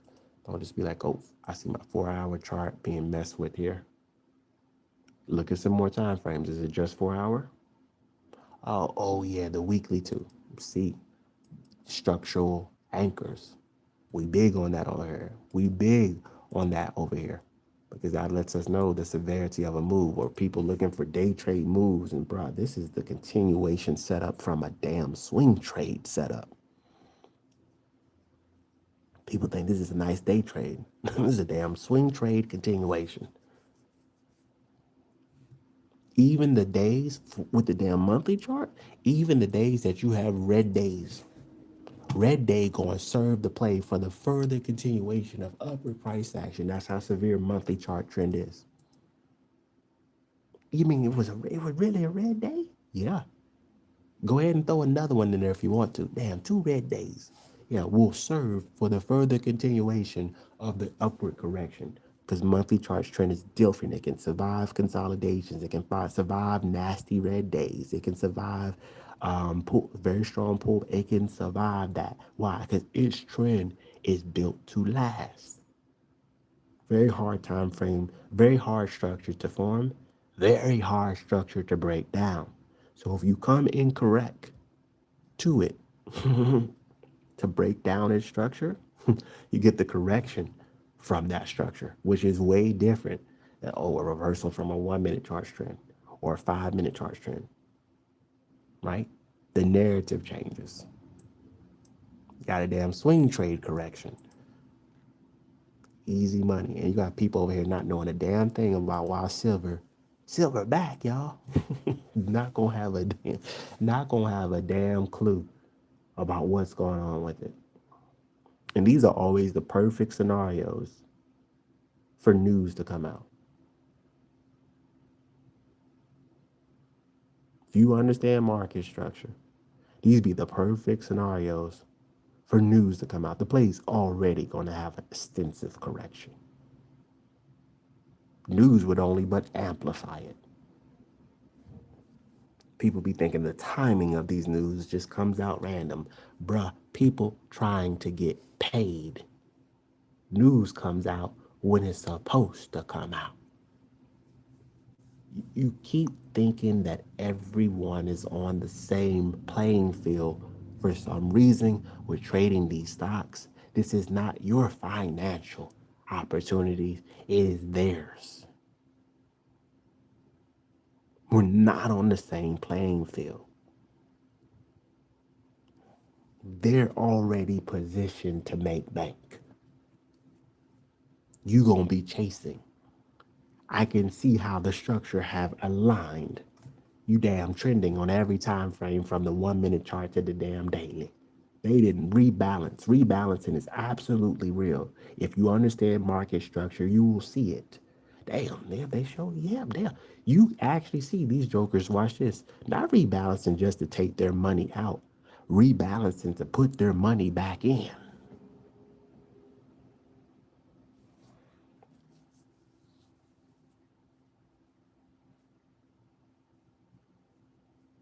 All right. That's why we don't trade no damn candlesticks. You're not getting that type of intel. They can have that, right? We don't trade basic candlesticks on this aisle. I told you we leave that for other people. All right, now with silver, what else we got? Will be my last one. Be my last one. Random place. Let's look at Nike. I don't get much random than that. Boom. Chart ain't got the load for me. What do you mean? I always trade the same setups. When I say that, and when anybody that's watching this video, right? Because this has already been almost a 2 hour video. I know I be going crazy on these lives with so much intel. That's why I was like, yo, let me do YouTube. YouTube will save my entire life, and I won't constantly have to over repeat myself about what I see in terms of how these markets set up the same criteria to take these daggone trades. That you'll get familiar with it, that you'll actually hear my voice talking to you when you decide to take these trades, because we're going to be saying the same thing, seeing the same thing, right? I get a move on Nike. Don't even know what it did from Friday. Watch this. I don't even know how it moved yet from Friday. Watch this, but the narrative is the same. What? You're going to entrap big groups of shorts, or you're going to entrap big groups of buyers. Someone says, yep, that's of course what the market always does. Yeah, but you'll be surprised how people come into an open and don't know what the hell is going on, how to position the trade, waiting for things to happen, waiting for an area to deem itself to be important. This makes no sense to me. You can already see how those variables, well, you just have to understand overall market structure. So, Reggie, what you looking for to even approach trading Nike coming into an open on Friday? All right, got you. I already see, like, my name is Reggie, right? That I already have. This is my 9 o'clock candle. Stop playing thinking I'm analyzing the market on the back end. Bruh, I already see in pre-market that you have an extended move up. Watch this. This extended move up has already created the damn pre-market high. Watch this before you get to the 9 o'clock candle. Watch this. They're playing you. How do you know that they're playing us, Reggie? How do you know? How do I know that they're playing you? Bruh, you're not even in a damn uptrend on the 4 hour chart. Watch this. This is why trend is so freaking important. The damn 10 SMA is above your 5 SMA, but somehow, by the grace of God, right, you have extended upward price action to create the pre-market high. You're not trending, big dog. I already know you started tapping into some of the shorts there to squeeze to give you the further continuation of that move. But you're not trending. Watch this. And you can't get into trending formation. Look at my damn Bollinger Band right there. Yeah, you gotta ride that bad boy to get into trending formation. You can't get into trending formation. You can't even correct your SMAs to put them in proper uptrend formation. What's that? Damn, we gotta go back to the other video, huh? Gotcha. An uptrend is where the 5 SMA leads, 10 SMAs in second, 20 SMAs in third place. Watch this. The 4 hour chart trend doesn't move like that.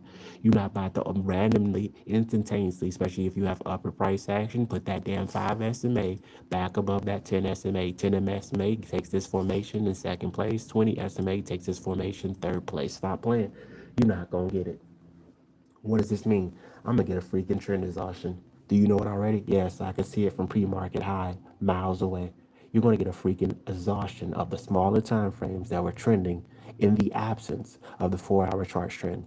It is not trending. It can't get into trending formation. Did you hear me? It's off the table. It can't get into trending formation. Trending formation will mean the SMAs are right and you're riding the freaking Bollinger Band. You're not. Hey, if you want to, you can go up higher. Damn, how do you know? That's a freaking supply area up there. You're not trending. Got you. Say less, Reggie. What's gonna happen on this play? Man, come on. I already know before knowing. Bruh, get me on the other side. There's two things. There's two things with this play, right? With that pop-up that you did, I got two scenarios. Either you hit a structure, there's no trend up there. I can take your reversal for upper price action from hitting the key levels with no trend. If you have no trend up there, hit a pre-market high, hit something, no SMAs up there, I'll take the reversals from there back into structure. Secondly, watch this. If you do bring trend up there, watch this. I'm gonna let trend give me some V-shaped recoveries. Am I gonna get a V? Yeah, absolutely. Stop playing with me. All right. So I got two scenarios there. You pop up, there's no trend at key levels. I already know you are doomed to come down even before the market opened. You're doomed. You're going to exhaust your damn trends. Why? Because that 4 hour chart trend is not just a trend. 4 hour chart trend is also supply. It is also demand. Everybody's trend is a demand and supply. It's just more severe, higher time frames. Got you. Say less. So I come into an open, boom, for Nike. This clockwork, this is clockwork, bruh. All right, got you. So ding, ding, ding, 9:30. Here goes the first reversal that's happening on this play. Garen freaking T. But the play actually chose violence at the open. You're really strong up top, but however, you got a move that actually empowers you to first come up. Got you. So on my 1 minute chart is what I see. Let me make sure this is from today. Give me on from Friday. Make sure I'm looking at Friday.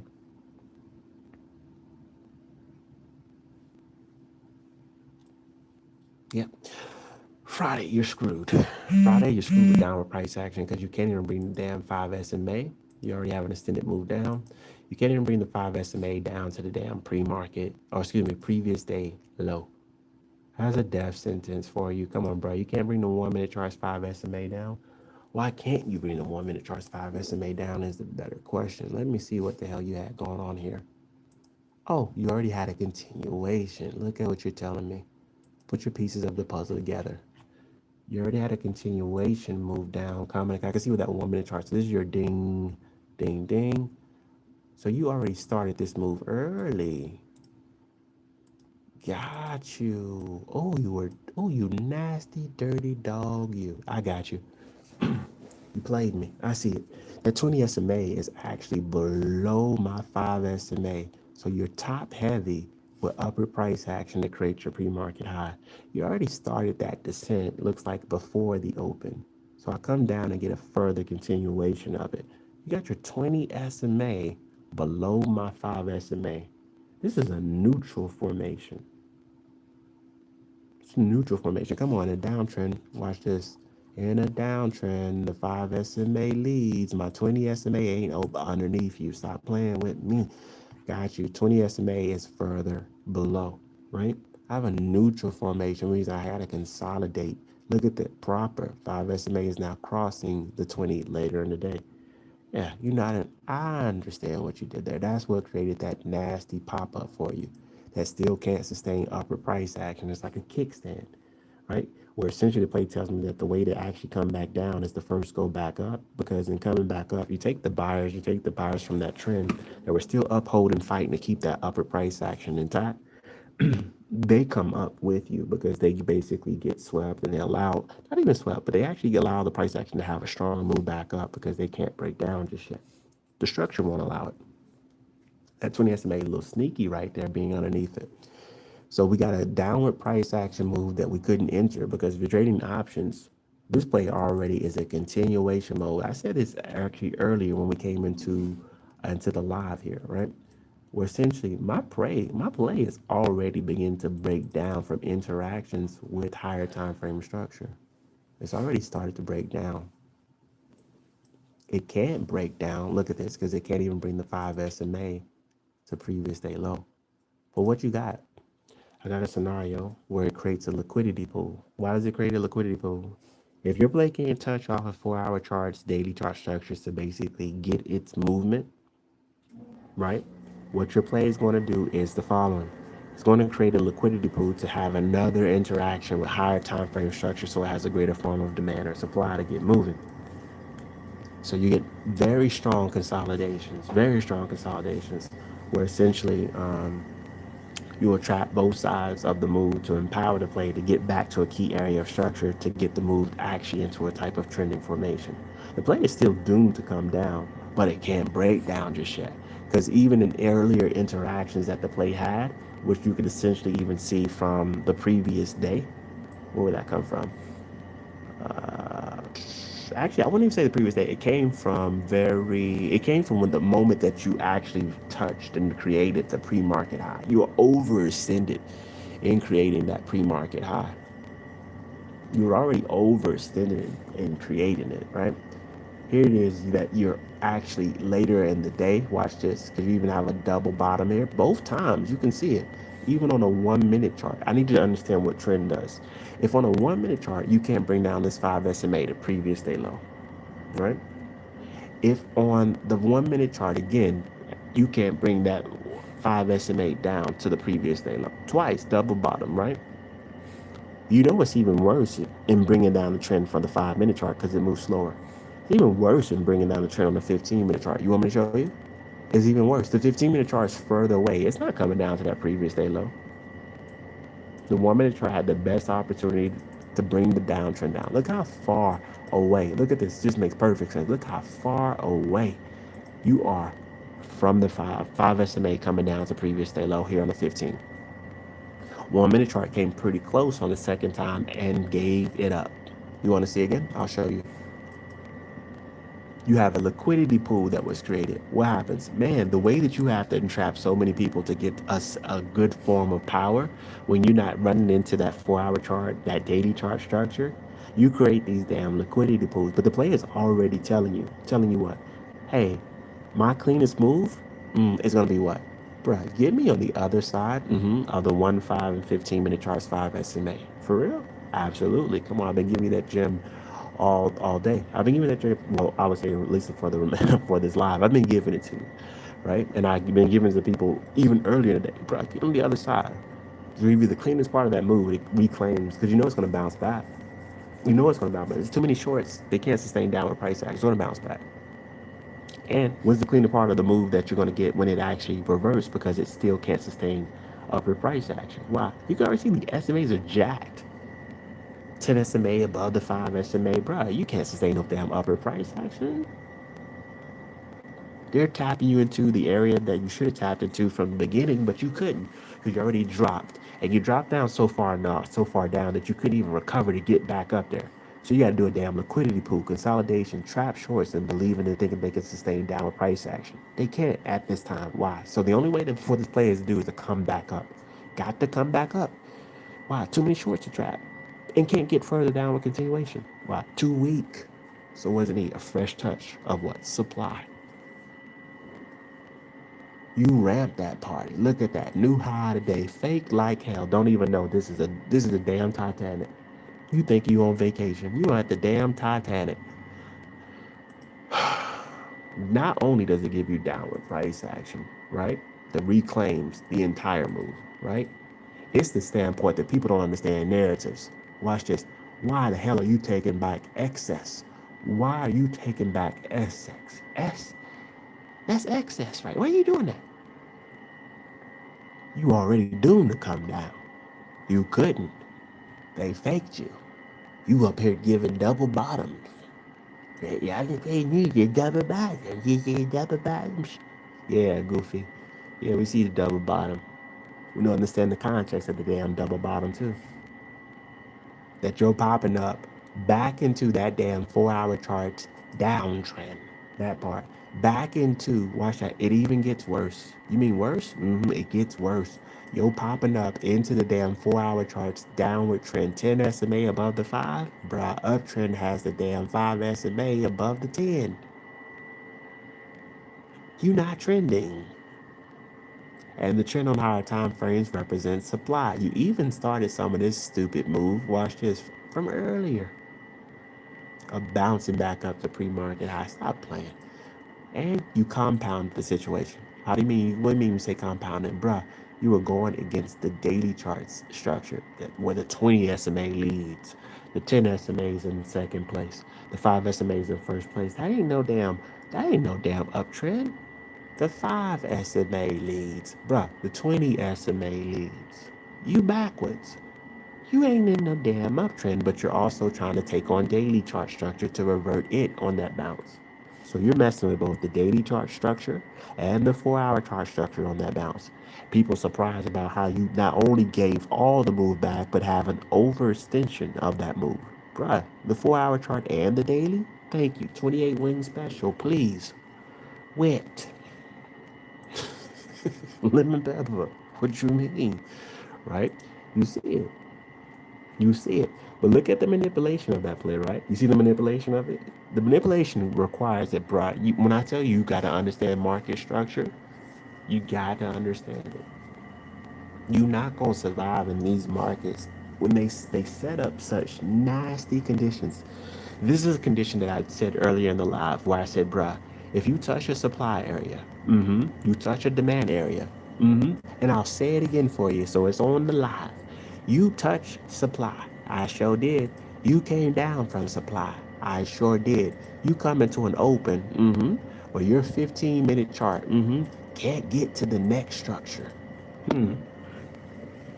There's one way and one way only that you getting down there. Watch this. Your butt better had overextended an even higher time frame trend. If you have not, and this move is just sponsored by you touching your own structure, watch this. And we find that you're running into still your own structure. Yeah, like a 4-hour chart supply. Now you're around 4-hour charts trend. And even with the Bollinger Band, you will see that you're at 4-hour charts demand. You are negating your own price action.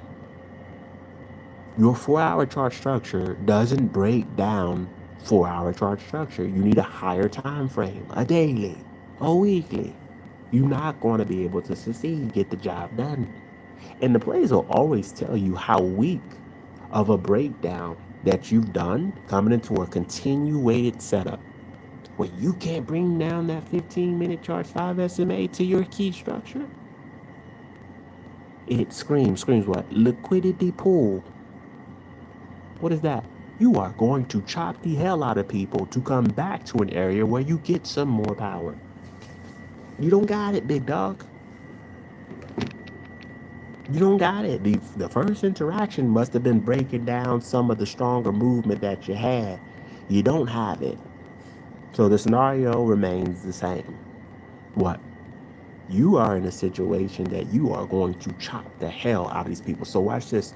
On that move that goes up for entry for Nike is the following scenario. Bruh, would you get on the other side? Wait to get on the other side. This is not a game. Wait to get on the other side of a 1, 5, and 15-minute chart trend. Wait, this scenario right here, I'll be shocked if this scenario right here isn't giving me the Bollinger Band ride. I'll be shocked if it's not. Let me see here. This is around 10 o'clock. On my 1-minute chart, I'll be shocked if I don't got it. At 10 o'clock, I'll be surprised.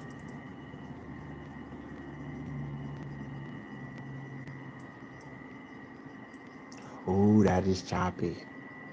Look at your lower volume play. That's a little bit choppy. I got V-shaped recoveries. Okay, got you. I'm a little shocked. I get it lightened. That's not the look that I'm going for. Lower volume play. Watch it. So you're telling me that I get a V-shaped recovery. Which one is this, Reggie? V-shaped recovery, of course. Overextension. Couldn't bring the trend down. You know it's going to come back up. My 5-minute chart. So I get a scenario where my 1-minute chart is going through the 5-minute chart structure.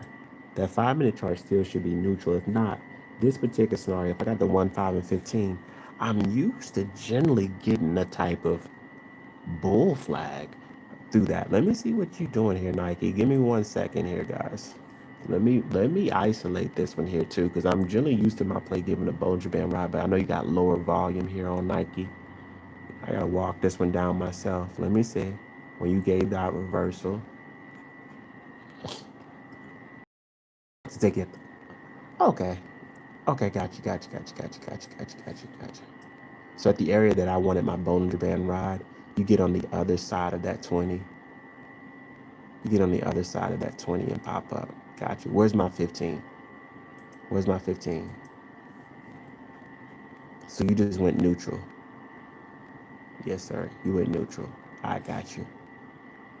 You got on the other side. So, because that hook of that V shape here from overextensions, even the double bottom, the play tells you though, you're running as a 15-minute chart supply, that part, right? This part of the move, I'm not crazy about, where if I was just waiting to ride the Bollinger Band on the 15, I'm not crazy about that move. It's a move that I would want to take earlier coming back towards that pre-market high, because I know you're going to revert back into it. It's not a look that I would get on a higher volume play. Second.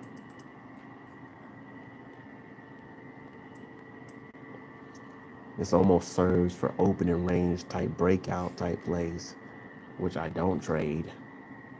Where them jokers getting into that play either from a retest of a particular area for a weak upward continuation move. That play goes essentially 42.16 to 42.37, which means you're heavily invested into the calls of this play. This play don't even look good to me, really, under most circumstances. This is a play where essentially that 1 minute chart giving that V-shaped recovery down here, it tells you you'll get the move back up to the 5 minute chart structure, which is not something I generally like. I don't really like my 1 minute chart trend giving a V-shaped recovery back into the 5 minute chart structure. If you know me, you know I like 1, 5, 15 minute chart continuations of a move. This play already tells me that it's coming down. It already tells me that it's coming down. You know I'm not going to be feeling it that much, right? I could take the move 1 into the 5, get chopped around, and play the move into targets. It's going to chop me around. It's not going to give me the type of option movement that I essentially like the most, because it's not going to get the volatility behind the move. Not the way that I would like, right? I get a much better play when I get on the other side of both the 1, 5, and 15-minute chart trend on the downward move, because I already know that that play is coming into 4-hour chart structure, daily chart structure. It's an entrapment. It's a liquidity pool. But the liquidity pool comes right back into a key area of supply on that move. So if I go to the 15-minute chart, I want that in my rear view, right? For the correction. Am I getting another V-shaped recovery? Absolutely, right? Absolutely. I'm on the other side. Look at it, guys. I'm on the other side of the 1, 5, and 15-minute charts, 5 SMA for my entry, guys. Guys, I'm on the other side of it. With a player whose option contracts I would not like. Absolutely no, I wouldn't like Nike's options contracts. Doesn't have enough liquidity for me, right? But the structure of the play still breaks down the same. I like the supply for that play, right? Watch this. Watch how it breaks down. When I get that move there, right? This is a play that I know if it's touched and it's breaking through 15-minute chart structure, that play is getting into Bollinger Band rides. Come on, that play is going to start trending. Why? Because it's going to start having a relay trend. It's going to start bringing down multi-time frame trends. Come on.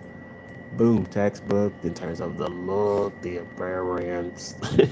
It does all that, right? It's in my Bollinger Band ride as it's coming back down, right?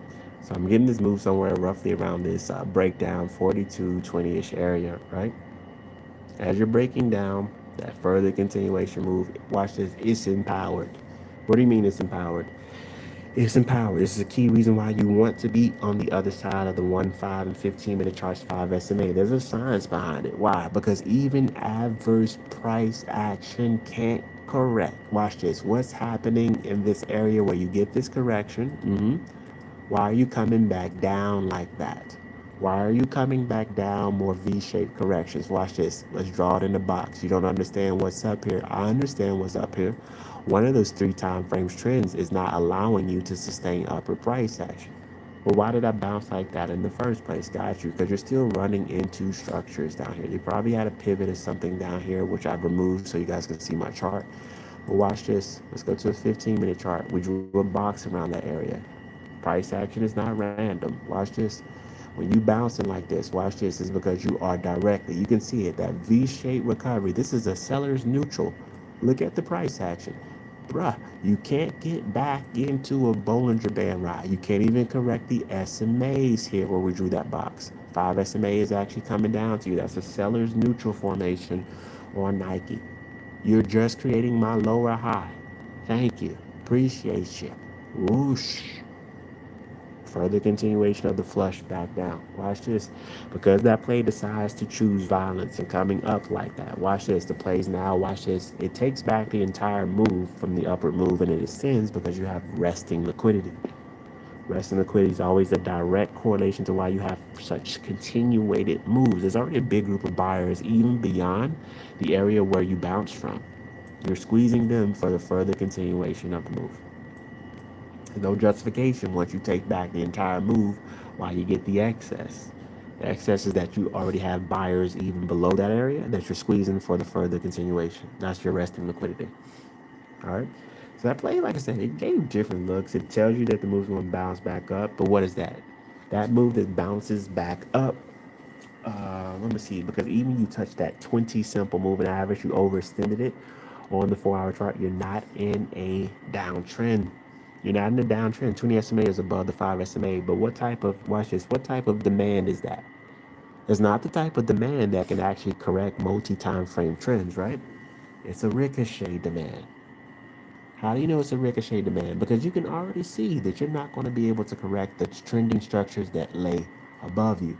They're too severe. 4 hour chart, daily chart. You're not going to be able to bring your SMAs, the key levels. 15-minute charts, 5 SMAs. It's not coming to pre-market high. It's not coming. 31. It's not coming. 1 hour chart got you booby trap. 1 hour chart got you booby trap. Booby trap. Let me show you. 1 hour chart is telling you have an entire area of narrow Bollinger Bands. Bruh, straight supply. Straight supply. You want to know what supply looks like? Just like that. Want to know what demand looks like? Just like that. Narrow. Narrow. Bollinger Bands. 2 standard deviations. You are trapped. You are trapped, my friend. You are trapped. Ricochet. Demand. Ricochet. Supply. Both of them. The play breaks down further. Why? Because it has them running with the 4 hour chart and the daily charts trying to break down. That's a little bit more advanced, but that move up though,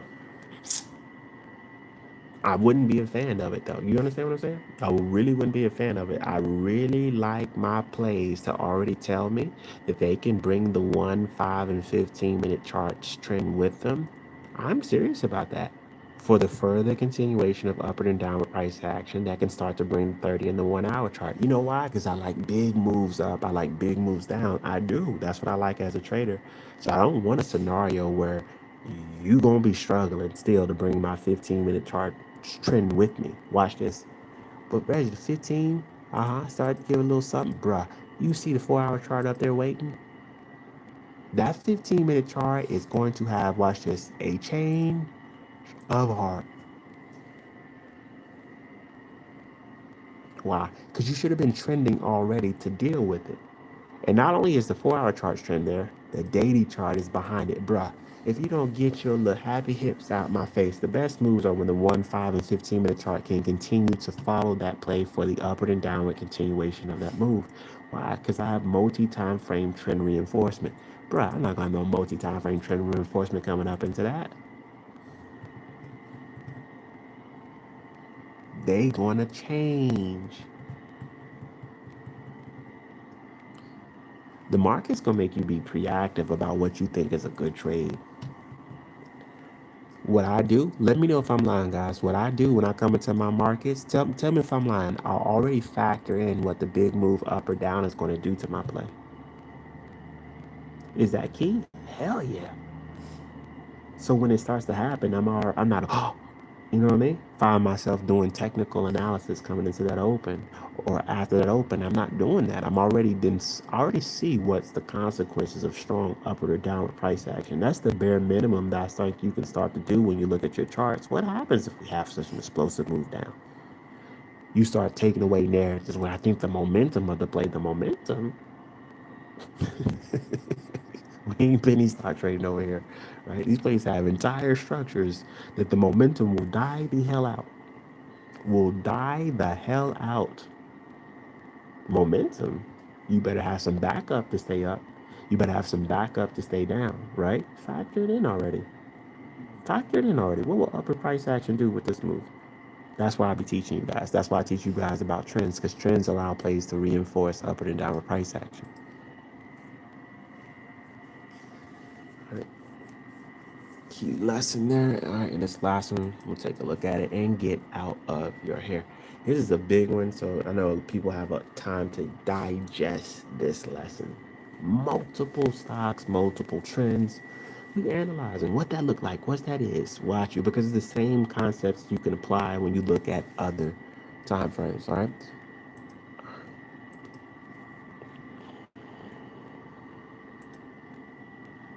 Earnings drop. Was that subjective earnings? Let me see something. Did the earnings tell you that AppLovin was going to drop? Let's see.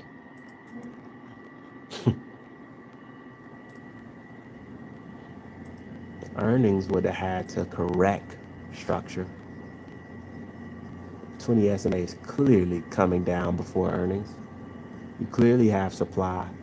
Positive earnings needs to correct supply, get yoked back down, needs to correct trends. You're not in appropriate trends. Is this compounding?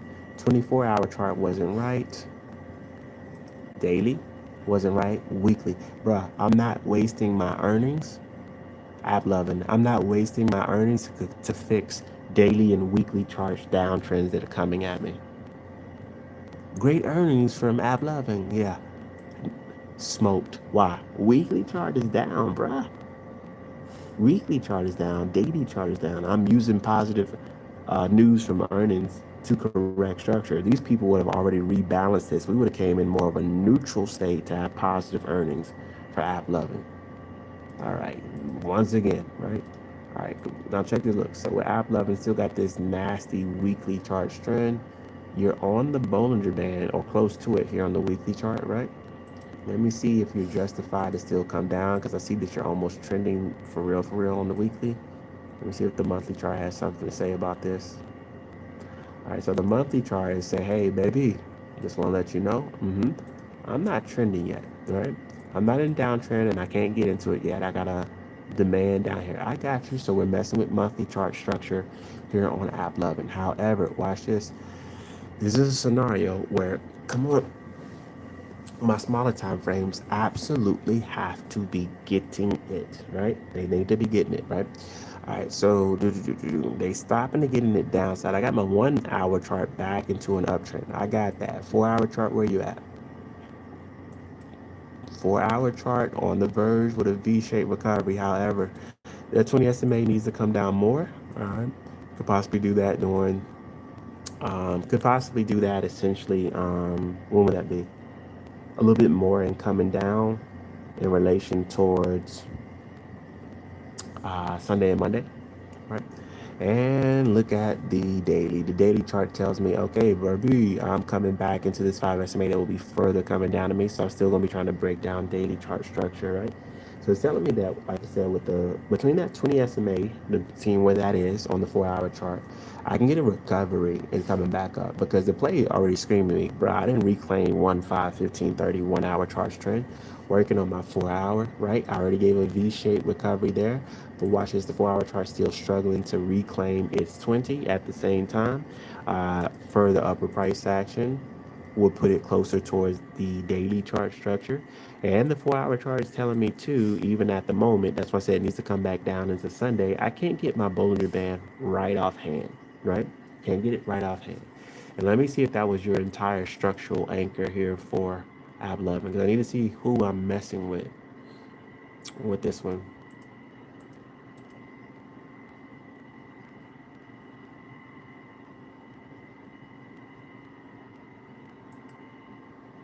see my anchor because I think I pinpointed it to, let me see, yeah, weekly, and yeah, I think I pinpointed monthly, but make sure it's just monthly, quarterly,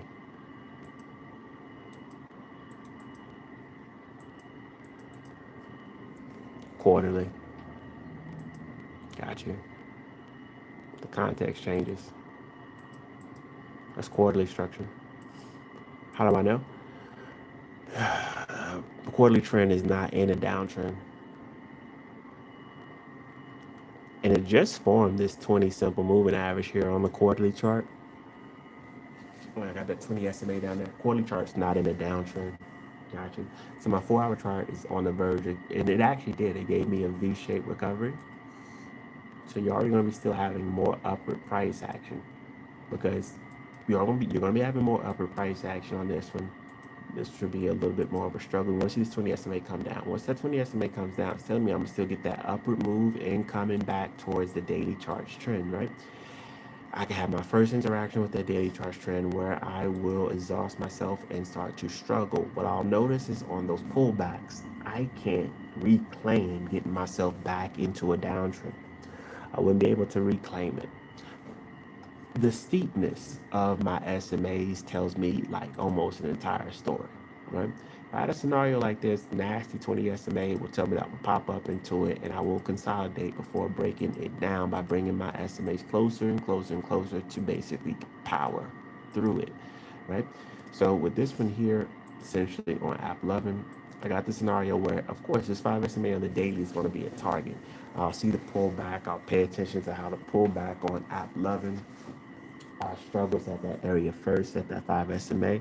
Let me see when it pops up further if it's just dealing with the daily chart more on an immediate basis. And I'm going to essentially be running into that weekly. So I'm going to have several pullbacks on this one. Now, weekly chart structure, that daily chart structure, is the fact that the pullbacks are giving me even more opportunities as well. So this play is overextended so greatly that I do have higher time frame structures to deal with in reversing, and I will deal with them, but they will give me some pullbacks initially because I'm running right into them, and I'm be running into them with my weaker time frames trend like the 1 minute chart. So they're going to get me reversed and coming back here, but those moves are going to serve me. How do I know? This play is dealing with a structure all the way back from the monthly. It's dealing with structure all the way back from the monthly. So that interaction with monthly chart structure can change trends on the 1, 5, 15, 30, 4 hour, daily, even weekly chart structure. So I'm going to get my further continuations despite the chops. I will get it. I will get corrected here on app 11. It's just by this same thing, the same fact I'm taking on that monthly chart trend. You sure did. It's not in the downtrend. Got you. So what are you screaming to me? Smaller time frames need to continue trending. Like who?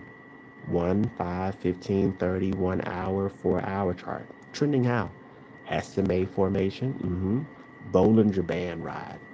They got to bring it, right? Yeah, we're trying to break down monthly chart structure. Well, we've in fact done the opposite. What do you mean? We got out of the downtrend formation. We got into uptrend formation. How do you know? Even the SMAs got into uptrend formation, where the 5 SMA leads, 10 SMA second, 20 SMA third place for here for app 11. Across which time frames? 1 minute, 5 minute, 15, 30, 1 hour, 4 hour chart on the way. 4 hour chart's trying to get itself on the way, giving me V-shaped recoveries with that 5 SMA. I'll show you again on app 11, giving me V-shaped recovery, stopping the downtrend. Trend is already a buyer's neutral. What's a buyer's neutral? People keep thinking that you go from downtrend to freaking uptrend. You don't. You go from downtrend to neutral to buyer's neutral. You're giving me a buyer's neutral with this type of V-shaped recovery here on the 4 hour chart. It's in a freaking buyer's neutral. So what are you telling me just by giving me that V-shaped recovery? I lost the trend on the 1, 5, 15, 30, 1 hour, and 4 hour chart that was helping me substitute the monthly chart's inability to get in a downtrend. I lost it. How many time frames is that? 6. 6 time frames have stopped downtrending. 6. You think I'm jumping the gun. I'm not jumping the gun. 6 time frames have lost the trend. This play tells me instantaneously my targets is going to be coming back towards that 20. That 20 is going to come down pretty extensively because it's a 4 hour chart. It's going to come down pretty extensively, but you're going to get further. I wouldn't be surprised if you see a gap up on this one. Why? Bruh, come on. I got a ton of shorts who obviously, even in earnings, have not taken profit. That's one part of the damn equation. They ain't take no damn profit. How you gonna tell me that all of these shorts that got into this play didn't took profit because of these little moves? Bruh, stop playing with me, bruh. You ain't take no damn profit. It's not the profit taking, not the profit taking conditions. Just stop it. Everything's lining up to say that my butt is getting bounced back up here on AppLovin, and I'm using these people right here for the further continuation of upper price action to break down trending structure. While you want to argue, while you want to do this and the third, bruh, the chart is screaming to me. I already see how the assembly line approach is already validating that. Even if it gets choppy and run into the daily, even if it gets choppy and run into the weekly, I'm gonna get a nice further upward continuation. Why? The monthly chart damn near ensures it. From the standpoint that with the moment we attack that monthly chart structure and could not break it down, we are now run into monthly demand. That even with pullbacks, it serves upward continuation. Even with consolidation, it serves upward continuation. You were not supposed to be messing with that monthly charge trend, and the smaller time frames that you're doing it to mess with it have broken down across the board 1, 5, 15, 30, and 1 hour, and the 4 hour chart getting into a buyer's neutral. Bruh, it's over. It's over. Even with your consolidation, it's over. You're going to get very nasty recoveries on AppLovin, on swings. That part, you gonna get it. Yep. So watch the rest of the trading world that doesn't know how to read market structure, right? Come back and see, damn, I thought it was all over just for AppLovin. Yeah, well, it's all over. Yeah, they're gonna bounce up real nice though. They'll have a nice bounce up. So right now that price is around what, 347? Yeah. All right. I should put a little memo. Watch this. I'm gonna play around with it. What's this, Reggie? I'm gonna tic tac toe this one. Y'all think it's y'all be thinking trading is a game. So let's play a game. I'm already gonna do tic tac toe on this damn chart. Uh-huh. What you gonna be? I'm gonna be X. Mm-hmm. Yep, I see that. Yep, I see that one too. Mm-hmm. Yeah. This is what I'm seeing on the chart here. Uh-huh. Yep, I'm gonna put that right there. Yes, sir. Yes, sir. I'm gonna put that right there. Yes, sir. And watch this. All right. So you can see the game already essentially won, right? Yeah. I'm gonna put a scenario where like this, and I'm gonna leave that right there, and I'm gonna tell you that I'm just waiting to put the finishing touch to win the game here of tic tac toe on AppLovin for moves to the upside, because that's a done deal. All right. Like I said, 347 now. You let that come back, and we'll come back to that later. All right. We'll come back to AppLovin later. Was it August 9th? Mm-hmm. Yeah. We'll come back to that later. All right. That's the market for you. All right. So, like I said, we already went over several plays. We already went over swing trades with gold, I believe, swing trades with silver, I believe, and here goes one in the stock world. Uh, I told you, and keep calling out these damn winners for swing trades, right? And keep calling out these damn winners. I told you, if it just makes my eye, you already know. You might as well just keep them coming at this point. We're gonna have Ant in the damn swing department. Put you in the damn swing department. Yeah. Here we go. It's a swing trade. It doesn't even matter if it gives you adverse. It's gonna serve it. You shouldn't have broke down on 6 time frames. We got it now. We got it. It doesn't matter. All you need is time. All you need is time on that play. And that's generally the bad one. Messing with the monthly chart structure, oh boy, you really got weeks of correction. It's extended. It, that's why your structural anchors are so important. Monthly chart correction? Oh God. Monthly chart got time. Time to what? Break down structures. It ain't in no rush. Monthly chart will get you on the back end. You want an instant replay? Let me see. Because App 11 don't have a whole lot of scenarios. I believe that it even went against monthly chart structure. Let me see the last time it possibly did it and tell you how that trade worked out. And this will be the last little thing I'll look at it. Oh, here we go. Textbook. And this play is telling me that it's a little bit greater than monthly. Let me see here. Let me make sure it's monthly. I got it on weekly. Excuse me. I'm about to say that was weekly. Monthly. Last time you went against monthly chart structure. So you did a V-shaped recovery here. But this is a scenario where monthly chart structure is trying to break down monthly chart structure. But you give me a V shape here though. But that's monthly chart structure too. And I don't think this one has any type of quarterly. Let me see. You did. You did have some quarterly structure here. That part right there. It was the earlier time. So here goes another scenario. It was when you had quarterly. Mm-hmm. This is what you did with the quarterly structure down here. All right. So let me show you. So let's do an instant replay on this one. Okay. Let's do an instant replay so you guys understand market structure. You say, hey, strong move up. Mm-hmm. Strong move down against the structure on the quarterly trend. Gotcha. At these areas, look at it. You was at lows. This is when you start hunting. Hunting for what? The 4-hour chart to give a V-shaped recovery, right? So on my 4-hour chart, this is what months. What months is these? Quarterly months are these? This is from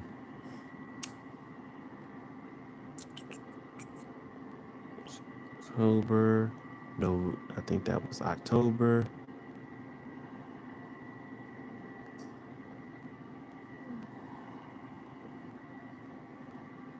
No, it's October.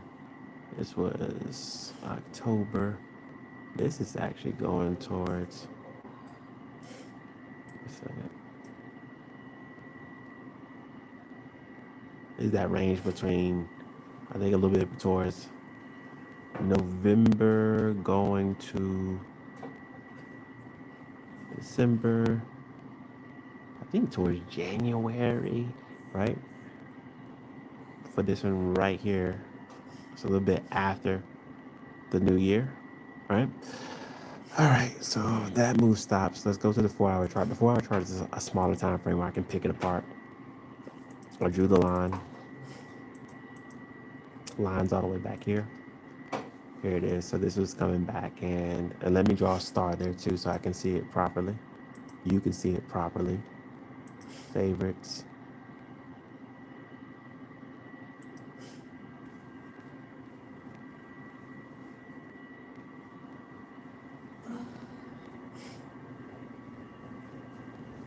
So 3-year.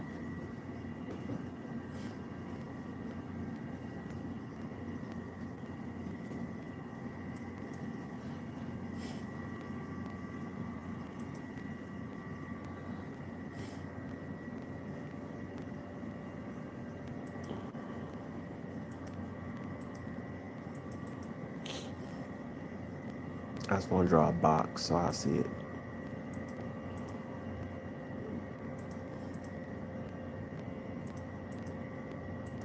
Boom. Because whenever I get that low, I'm already hunting my 4-hour chart trend. I'm hunting it. I'm hunting it. And I'm looking at the following narrative. When my 4-hour chart gives a V shape, when my 4-hour chart gives that V-shaped recovery, I want to make sure that the daily chart structure isn't in the way. All right, because I got it back here. When? I got it back here initially back in April, April 1st, right? And then you give it another time back here around April 10th. That move from April 1st that gives me the first part of that trend, that gives me still, you get a very nice recovery, right? Essentially from this one, 367, excuse me, it's around 380-ish area. You see, even though it chops you around, you just get a very nice recovery all the way back to 444 on that play, right? From 380s, right? But take a look. Why did you drop like that? Because it's taken into context what brought that play down. The 4-hour chart is ready to go. You got other time frames like the daily that were not ready to go. Watch this. That initial pop up into a damn 20 SMA, no Bollinger Band ride. They smoking that price action back down. Why? You're at demand, but demand can't yet break down the trending structures that need to exhaust. The 4-hour chart's ready. Daily chart still got trends that need to be broken down. And at the same context, you probably had some weekly chart trends. Yes, sir. Still had some weekly chart trends that need to be exhausted. Pop-ups back in towards SMAs that need to be broken down. Watch this. Even this play has a weekly chart supply area that gets it smoking essentially back on down. But you went all the way back up essentially into that weekly charts supply area. Right? The play lets you know it starts dying, losing steam based upon what it's going against. Whenever you get the scenarios that the 4-hour chart can start giving you those V-shaped recoveries, and you notice that the trends actually have the way of actually breaking back down. So you got a very good swing trade still on that play.